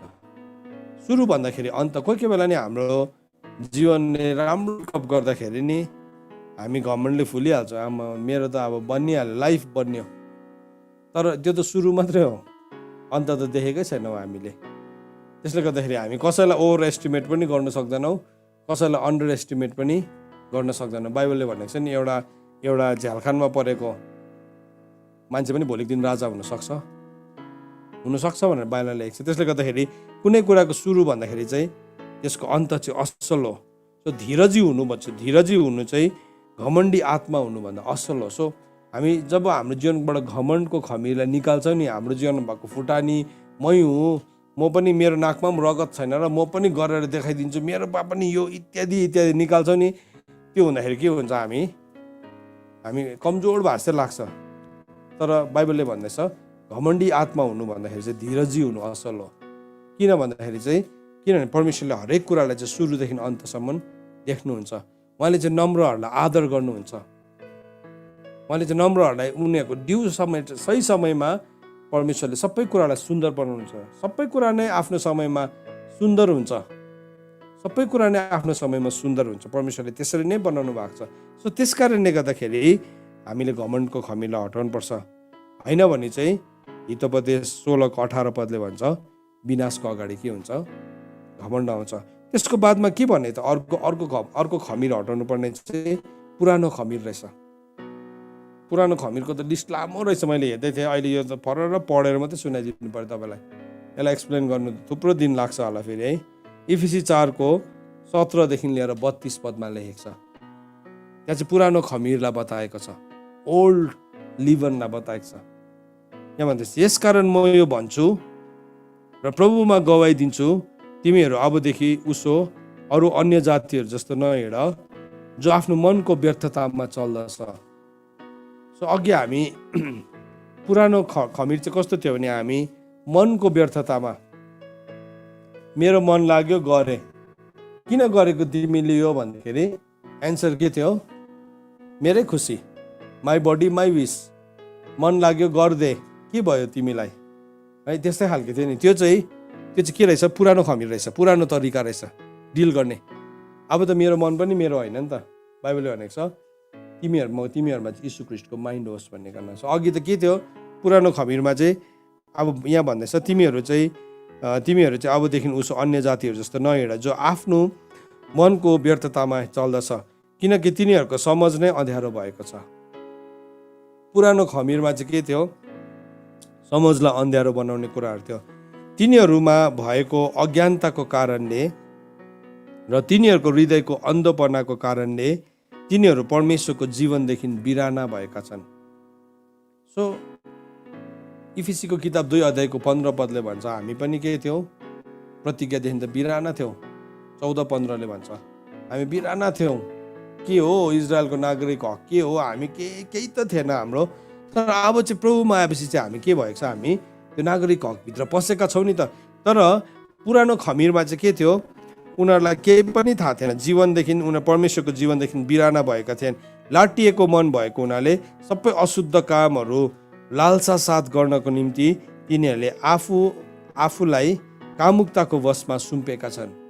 सो उनीहरू केसको भित्र छ? कामुकताभित्र छ। उनीहरू सेक्सुअल सिन्सहरू भित्र छ। सो थुप्रो पल्ट नै हामी प्रभुमा आएर पनि सेक्सुअल सिनसँग सफर गर्दै गरेको हुन्छ, सताइरहेको हुन्छौँ। त्यसले गर्दाखेरि हामीले अस्तिदेखि यो बिता 2 महिनादेखि हामी एउटा टिचिङभित्र पस्यौँ। सबै त्यो अनक्लिन स्पिरिटलाई हामी एक्सपोज गर्ने टिचिङभित्र पस्यौँ। किनभने त्यो कुराले थुप्रोजना मान्छेलाई सताइरहेको थियो। तर how to come out of it, त्यसलाई कसरी आउनु भन्ने कुरा थाहा थिएन। तर पवित्र आत्माले हामीलाई ड्यू टाइममा रेभलेसन दिनुभयो। अब त्यो पाएपछि चाहिँ हामी बाहिर निस्किनुपर्छ। त्यहाँदेखि चाहिँ यदि हामीले त्यो कुराको ज्ञान पनि पाएर पनि हामी बाहिर निस्किँदैनौँ भने चाहिँ अब त्यो मान्छेको लागि चाहिँ अर्कै ब्याप्टिजम छ, अर्कै फायरको ब्याप्टिजम हुन्छ। त्यो फायर चाहिँ फेरि आगो र गन्धकको छ। फेरि ब्याप्टिजम अफ फायर होइन, तर ब्याप्टिजम अफ हेल फायर हो त्यो चाहिँ। फेरि हिब्रूको किताबले हामीलाई त्यसरी भन्छ है। सो अब हामी चाहिँ त्यसरी सुम्पिनु हुँदैन अरे आफैलाई। अनि त्यसको बादमा भन्दैछ, तर तिमीहरूले त ख्रीष्टलाई यसरी चिनेका छैनौ। यीशुमा भएको सत्यता अनुसार यदि तिमीहरू साँच्चै नै उहाँलाई सुनेका छौ र उहाँद्वारा सिकाएका छौ भने तिमीहरूले पहिलेको चालचलनको त्यस पुरानो मान्छेलाई फालिदेऊ भन्दैछ। सो तपाईँ र मैले प्रभु यीशु ख्रीष्टलाई त्यसरी चिनेका छैनौँ। सो आज हामीले प्रभुलाई कसरी चिन्दैछौँ भन्दाखेरि चाहिँ उहाँ चाहिँ मेरो निस्तार चाडको उहाँ चाहिँ बलिदान हुनुहुन्छ।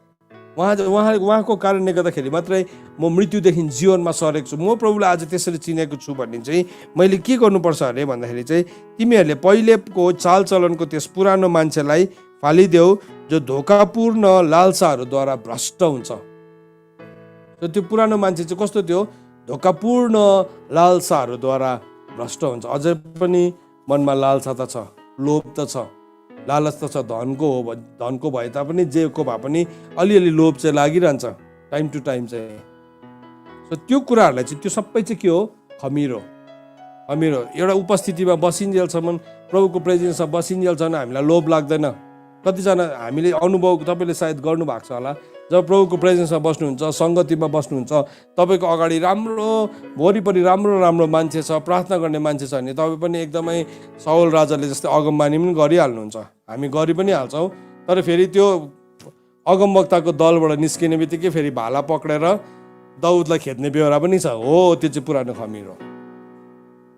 त्यो चाहिँ पुरानो खमीर। अब सबैले भाला बोकेर दाउदलाई त खेद्दैन, तर फेरि कतिजनाले भाला बोकेर धनलाई खेद्न थाल्छ फेरि है। त्यसलाई चाहिँ म कसरी हासिल गरौँ भनेको त्यो कुरालाई चाहिँ बाइबलले भन्दैछ, त्यसलाई तिमीले फालिदेऊ, त्यसलाई तिम्रो जीवनबाट हटाऊ।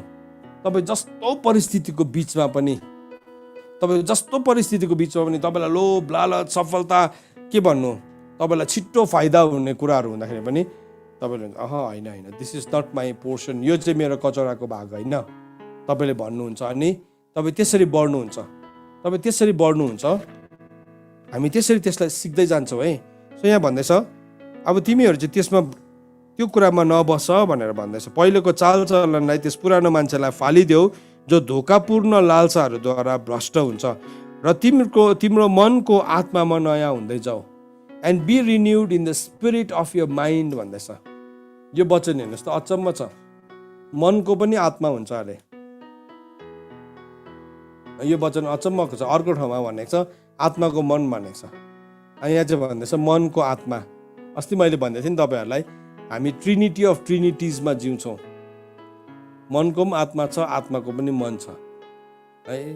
हामी यति साह्रो त्रिएकतामा बाँचेछौँ। यहाँ भन्दैछ तिमीहरूको मनको आत्मामा नयाँ हुँदै जाऊ। Be renewed in the spirit of your mind. So हाम्रो यो जुन चाहिँ मन छ नि, हाम्रो विचार, त्यहाँभित्र पनि एउटा आत्मा छ। त्यसमा चाहिँ हामी रिन्यू हुनुपर्छ, त्यसमा चाहिँ नयाँ हुनुपर्छ। सो यो पुरानो खमीरहरू चाहिँ नि त्यस्तो ठाउँमा गएर बस्छ। फेरि यो पुरानो अघि घमण्डको खमीर हृदयमा बस्दै थियो, पुरानो खमीर कहाँ बस्दो रहेछ? मनमा विचारमा बस्दो रहेछ। र तपाईँले त्यसको कनेक्सनलाई देख्नुहुँदैछ, रिलेसनसिपलाई। सो हाम्रो विचारमा पनि त्यो खमीर बसेको हुन्छ है। हृदय त ठिकै छ, तर विचारले त फेरि के भयो? अर्कै विचार गर्दैछ। सो यहाँ आफूभित्र नै लडाइँ छ। हृदयले अर्कै भन्दैछ, मनले अर्कै भन्दैछ। अनि के हुन्छ? हामी प्रार्थना गर्न सक्दैन, टाउको दुख्छ हामीलाई, वचन नै पढ्न सक्दैन। किनभने आफैभित्र नै कन्फ्लिक्ट छ। सो त्यति बेला नि हामीले शैतानलाई निस्की भन्नु पर्दैन। त्यति बेला चाहिँ बुझ्नुपर्छ मेरो यहाँ माइन्डमा पनि के रहेछ? खमीर रहेछ। सो आज हामी के गरौँ? आज हामी प्रार्थना गर्दाखेरि नि त्यो माइन्डको खमीरलाई नासरतको येशू मसीहको नाउँमा आज चाहिँ म यो खमीरलाई निकाल्दैछु। मेरो माइन्ड चाहिँ परमेश्वरको आज्ञा पालन, परमेश्वरको वचनलाई लिनको लागि। अन्त त बाइबलले भनेको छ, पहिलो पत्रुस 4:1 भनेको छ तिमीहरूले पनि यीशु ख्रीष्टको विचारको मनसायलाई के गर? तिमीले धारण गर। किनभने जुन मान्छेले शरीरमा कष्ट भोगेको हुन्छ त्यसले पाप गर्न छोडेको हुन्छ। हेर्नुहोस् है, जब यीशु ख्रीष्टको माइन्डलाई नै हामी धारण गर्छौँ, हाम्रो मनको आत्मामा पनि प्रभु यीशु ख्रीष्टको विचार आउँछ। त्यहाँ चाहिँ होइन भने पुरानो खमीर यहाँ हृदयबाट निस्किसकेको हुन्छ। हृदय साँच्चै नै राम्रो भएको हुन्छ। माइन्डले न्यू खोजिरहन्छ। माइन्डले चाहिँ फेरि हृदयलाई के गर्छ? आर्ग्युमेन्ट दिइरहन्छ। परमेश्वरको ज्ञानको विरुद्धमा खडा हुने उच्च कल्पना आइरहन्छ। त्यहाँ त्यो खमीर भएको ठाउँमा सुन्नुहोस् है भाइहरू, छोराछोरी हो, यो कुरालाई हामी विचार गरौँ। हामी सफर गर्छौँ नि, टाउको दुखेर विचार गर्नु नसकेर हामी एकदमै हाम्रो थट्सहरू क्लियर हुँदैन नि। किन भन्दाखेरि चाहिँ त्यहाँ खमीर बसेको हुँदो रहेछ। अनि भन्दैछ अनि त्यस नयाँ मान्छेलाई पहिर जो चाहिँ परमेश्वरको स्वरूप अनुसार धार्मिकता र साँचो पवित्रतामा सृजिएको छ। सो त्यो नयाँ मान्छेलाई चाहिँ कहाँ पहिरिँदो रहेछ भन्दाखेरि चाहिँ नि माइन्डदेखि पहिरिनु सुरु हुँदो रहेछ, हाम्रो माइन्डदेखि। एन्ड के भन्दैछ? And put on the new man. हो, त्यो नयाँ मान्छेलाई चाहिँ हामी यहाँ माइन्डदेखि धारण गर्न थाल्दो रहेछौँ। त्यहाँदेखि हामीले धारण गर्न थालेपछि चाहिँ के हुँदो रहेछ भने चाहिँ जो चाहिँ परमेश्वरको स्वरूप अनुसार धार्मिकता र साँचो पवित्रतामा सृष्टिएको हुन्छ। यसकारण झुटलाई फालेर तिमीहरूले हरेकले आफ्नो छिमेकीसँग सत्य बोल भन्दैछ। अब हामी के गर्छौँ? झुटलाई त्याग्न थाल्छौँ। हाम्रो माइन्डले चाहिँ एकैछिनमा सानोतिनो झुट बोलिहाल्छ नि। हार्टले चाहिँ भन्दै गरेको हुन्छ होइन होइन होइन भन्दै गरेको। माइन्डले के गर्छ? थाहै हुँदैन, मुखबाट जिप्टेको थाहै पाउँदैन। थाहै पाउँदैन। झुट बोलिसकेर भरे त्यहाँ के गर्छ? दोष लाउनेले आएर दोष लाउँछ। अघि त झुट बोलिस् त, अन्त हिसाब मिलेन त भनेको नै हामीलाई साह्रो पर्छ। त्यहाँ चाहिँ साह्रो पर्छ। सो हाम्रो यो माइन्डलाई चाहिँ हामीले कम्प्लिटली परमेश्वरको 2 कोरिन्थीय 10:5 के भनेको छ? परमेश्वरको विरुद्धमा, ज्ञानको विरुद्धमा खडा हुने उच्च कल्पनालाई हामी खण्डन गर्छौँ र यीशु ख्रीष्टको कुरा मान्नलाई हामी सबै विचारहरूलाई केमा ल्याउँछौँ? अधीनतामा ल्याउँछौँ। ब्रिङ इन्टु सबमिसन, हामी अधीनतामा ल्याउँछौँ। सो यहाँ भन्दैछ अब हामीले चाहिँ त्यो माइन्डमा हामी नयाँ हुनु अरे, हामीले झुटलाई फाल्नु अरे, अनि हामी आफ्नो छिमेकीसँग सत्य बोल्न थाल्छौँ। हामी सत्य बोल्छौँ, आफ्नो हानि हुँदाखेरि पनि हामी कुरा बदलिँदैनौँ, किनभने हामी एक अर्काको अङ्गहरू हौँ। रिसाउ तर पाप नगर, घाम अस्ताउनुभन्दा पहिले नै त्यसको रिस मरोस्, शैतानलाई ठाउँ नदेऊ भन्दैछ। अर्को नेक्स्ट कुरा, पुरानो खमिरमा चाहिँ नि शैतानले ठाउँ पाउँदो रहेछ। शैतानले त्यहाँ चाहिँ त्यो एउटा सानो रुम पाइहाल्छ। अनि यहाँ भन्दैछ शैतानलाई ठाउँ नदेऊ भनेको छ। पुरानो खमिर चाहिँ त्यो ठाउँ रहेछ। शैतान आएर बस्ने ठाउँ चाहिँ हाम्रो जीवनमा कहाँ रहेछ भन्दाखेरि चाहिँ नि पुरानो खमिर राखेको ठाउँ रहेछ। सो एउटा मान्छेभित्र प्रभुको कुरा पनि छ, तर सँगसँगै शैतानको ठाउँ पनि छ। फेरि अब हुँदो रहेछ र त यहाँ वचनमा लेखिरहेको छ त, शैतानलाई ठाउँ नदेऊ भनेर। यो शैतानलाई चाहिँ हामीले हटाउनु पर्ने छ। अनि अझै त्यसलाई एक्सप्लेन गरेको छ, जसले चोर्दथ्यो अबदेखि त्यसले नचोरोस्, बरु आफ्नो हातहरूले असल काम गर्दै त्यसले मेहनत गरोस्, र जसलाई खाँचो छ उसलाई दिनलाई त्यससँग केही होस्। कुनै कुवचन तिमीहरूको मुखबाट ननिस्कोस्, तर आवश्यक उन्नतिका निम्ति जुन कुरा असल छ ती कुरा मात्र निस्कोस्, र त्यसले सुन्नेहरूलाई अनुग्रह प्रदान गरोस्। सो शैतानले कहाँ अर्को ठाउँमा कहाँ त्यसको कहाँ रहेछ, त्यसले मोड अफ अपरेसन कहाँ रहेछ भन्दाखेरि चाहिँ त्यो मान्छेलाई चोर्नु लाउँदो रहेछ है, त्यो मान्छेलाई अल्छे बनाउँदो रहेछ। कुवचन, रिस उठ्यो कि त मुखबाट कुवचन निस्किहाल्ने है, त्यो के हो? त्यो चाहिँ त्यो पुरानो खमिर हो। पुरानो खमिर, रिस उठ्यो कि त अब दारा किटिहाल्छ, रिस उठ्यो कि जिब्रो पल्टाइहाल्छ, रिस उठ्यो कि कालो हुन थालिहाल्छ, रिस उठ्यो कि सराप्नु थालिहाल्छ, रिस उठ्यो कि अगाडि पछाडि केही नसोच्ने भइहाल्छ है। त्यो चाहिँ पुरानो खमिर हो। आजको यो राति हामी होल नाइट प्रेयरमा नि यसलाई निकाल्छौँ हाम्रो जीवनबाट है। सो यो कुराहरूलाई हामी हटाउँ। अनि बाइबलले भन्दैछ तिमीलाई बोल्नु परेको खण्डमा पनि कसैको सुधार हुन्छ भने मात्रै बोल, नत्र भने तिम्रो कुरा आफैसँग राख भनेको नि त है। कतिपल्ट हामी बेसी बोल्नै पर्ने भन्नै पर्ने हुन्छ, त्यो पनि पुरानो खमिर रहेछ। बेसी बोल्ने हुन्छ पुरानो खमिर, त्यसलाई हटाउनुपर्छ। त्यो बोल्दाखेरि के भन्छ आफैले भनेको कुरा एकछिनमा आफैले कन्डेम हुन्छ है। हामी त्यसले गर्दाखेरि हाम्रो बोलीलाई सही राख्नुपर्छ। अनि परमेश्वरको पवित्र आत्मालाई शोकित नगर, जसद्वारा तिमीहरू छुटकाराको दिनको निम्ति छाप मारिएका छौ। सबै तितोपन, क्रोध, रिस, कलह, निन्दा, सबै वैरभाव सत् तिमीहरूबाट टाढा गरिउन्। अनि एका दुस्राप्रति दयालु हौ, कोमल मनका हो, जसरी परमेश्वरले ख्रिस्टमा तिमीहरूलाई क्षमा गर्नुभएको छ, त्यसरी नै तिमीहरूले पनि एकाअर्कालाई क्षमा गर। सो यो एरिया चाहिँ पुरानो खमिरको एरिया भने। अब नेक्स्ट खमिर चाहिँ कुकर्मको खमिर हो, द्वेषको खमिर हो। सो द्वेषको खमिर चाहिँ कहाँ रहेछ भन्दाखेरि मत्तीको किताब 6 अध्यायको 34 पदमा रहेछ। यसकारण भोलिको लागि फिक्री नगर। भोलिको लागि हामी फिक्री गर्छ नि साह्रो, भोलिको दिन नै आएको छैन, साह्रै डराउने हुन्छ। कतिजना चाहिँ साह्रै डराउने, आजको दिन नै बाँच्नु सक्दैन। 24 घन्टामा त भोलिको फिक्रीकै उसले 12 घन्टा जाइहाल्छ। त्यहाँदेखि फेरि 8 घन्टा सुत्नु पर्यो, 4 घन्टा यताउति गर्दाखेरि त उसले दिनको डल्लै आधी समय त भोलिको फिक्रीलाई फेरि भोलि पनि त्यसै गरिरहन्छ है। बाइबलले भन्छ भोलिको फिक्री नगर भनेको छ। भोलिको फिक्री नगर्नु अरे, किनभने आजको र भोलिको, किनकि भोलिको दिनले आफ्नै थोकरको निम्ति फिक्री गर्नेछ। परमेश्वरको वचन नि इजिकियलको किताब 37 अध्यायमा गएर पढ्नु भने नि त्यहाँ 4वटा स्वर्गदूतको उल्लेख गरेको छ। 4वटा डाइरेक्सनको विन्डलाई ल्याउने स्वर्गदूतको कुरा गरेको छ। त्यो स्वर्गदूतहरूले चाहिँ के गर्दो रहेछ भने नि लाइफ ल्याउँदो रहेछ, लाइफ, जीवन ल्याउँदो रहेछ। जकरियाको किताबमा पनि गरेको छ, प्रकाशको किताबमा पनि उनीहरूको उल्लेख गरेको छ। यो 3-4 ठाउँ गरेको छ।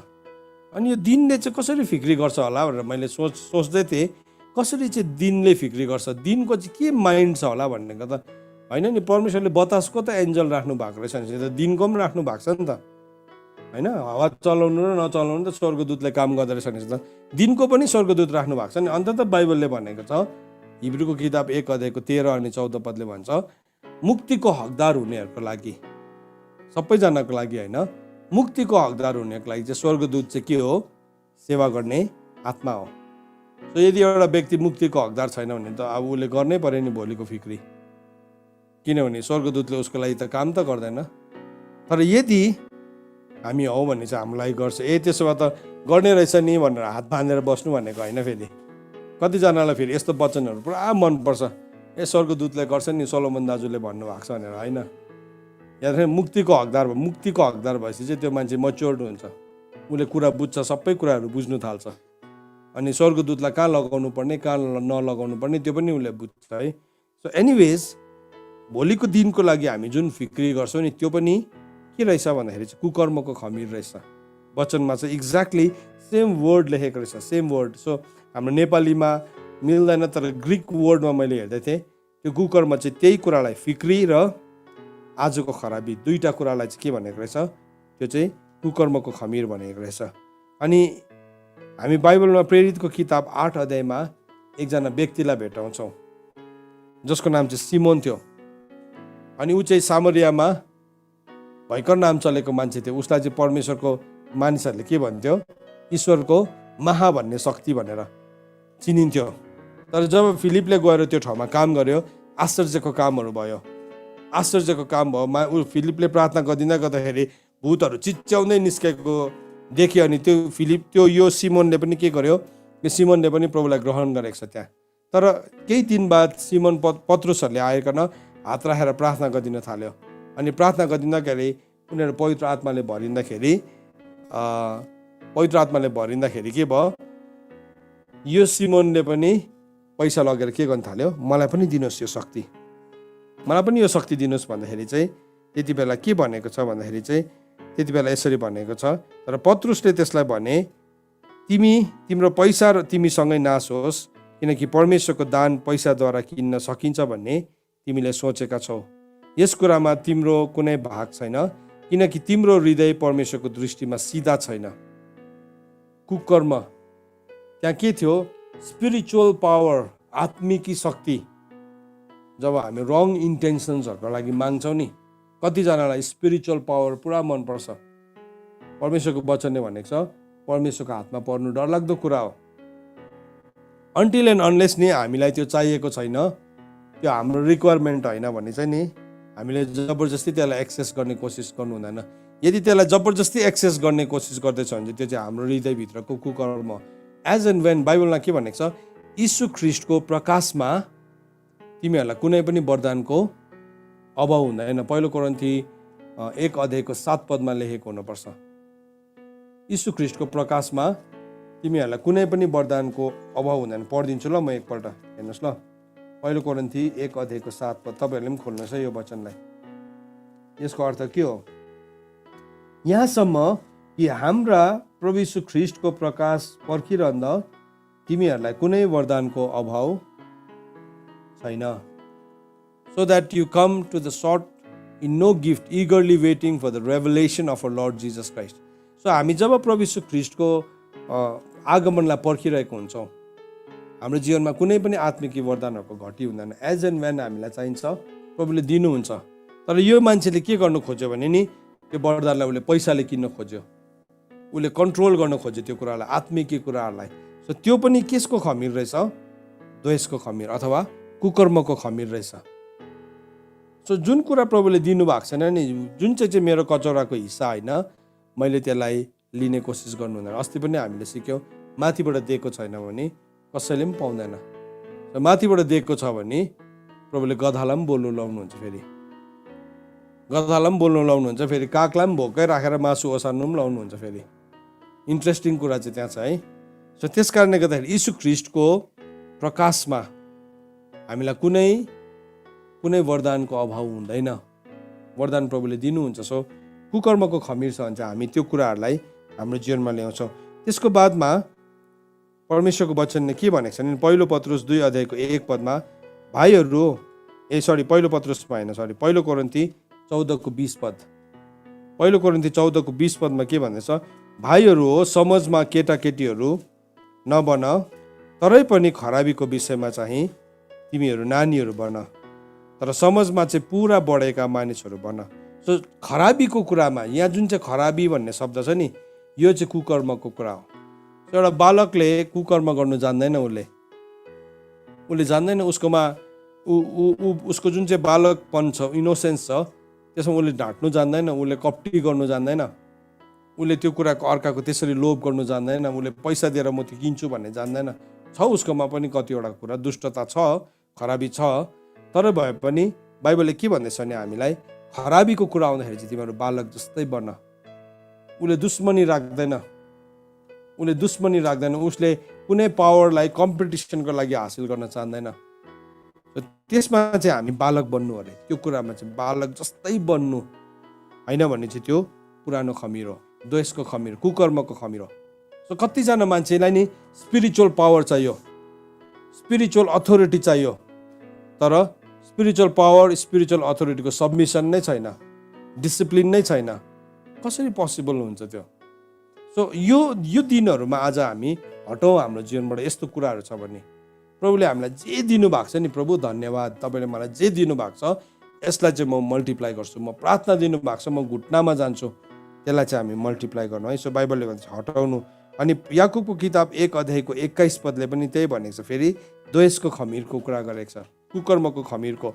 यसकारण सबै फोरीपना र दुष्टताको भरपुरी हटाएर रोपिएको वचन नम्रतापूर्वक ग्रहण गर, जसले तिमीहरूका प्राणहरू बचाउन सक्छ। सो के भन्दैछ? तिमीले सबै फोरीपना र दुष्टताको भरपुरी अथवा कुकर्मको भरपुरीलाई चाहिँ तिमीले के गर अरे? हटाऊ। अनि तिमीले के गर? तिम्रो जीवनमा जुन चाहिँ रोपिएको वचन छ, प्लान्टेड अबाइडिङ वर्ड छ, त्यसलाई चाहिँ तिमीले के गर? तिमीले ग्रहण गर र यसले चाहिँ तिम्रो प्राणलाई बचाउन सक्छ। होइन भने चाहिँ यो जुन चाहिँ छ नि, यो फोरीपना दुष्टताको भरपुरी छ, यसले चाहिँ हामीलाई खमीरी बनाइदिन्छ हाम्रो जीवनलाई। अनि फेरि पहिलो पत्रुस 2 अध्यायको 1 पदमा अनि 16 पदमा पनि त्यो द्वेषको खमीर, कुकर्मको खमीरको विषयमा उल्लेख गरेको छ। अनि लास्टको खमीर चाहिँ दुष्टताको खमीर हो। दुष्टताको खमीर हाम्रो जीवनबाट हटाउनु पर्ने। सो त्यो दुष्टता चाहिँ नि एउटा शक्ति पनि हो, इट इज अ फोर्स। इफिसीको किताब 6 अध्यायको 12 पदले भन्छ, आत्मिक दुष्टताको विरुद्धमा हामी लड्दैछौँ। त्यो दुष्टतालाई हामीले, त्यो चाहिँ इट इज अ फोर्स। अनि यीशु ख्रीष्टलाई नि जब पनि मान्छेले जाँच गर्नु आउँथे नि, कुन चाहिँ खमीरलाई लिएर आउँथेछ भन्दाखेरि चाहिँ नि यिनीहरूले दुष्टताको खमीरलाई लिएर आउँथेछ प्रभु यीशु ख्रीष्टलाई जाँच गर्ने। सो त्यो दुष्टताको खमीर बोकेको मान्छेको बेहोरा चाहिँ कस्तो हुन्छ नि, अर्काको कुरालाई जाँच गरिरहेको,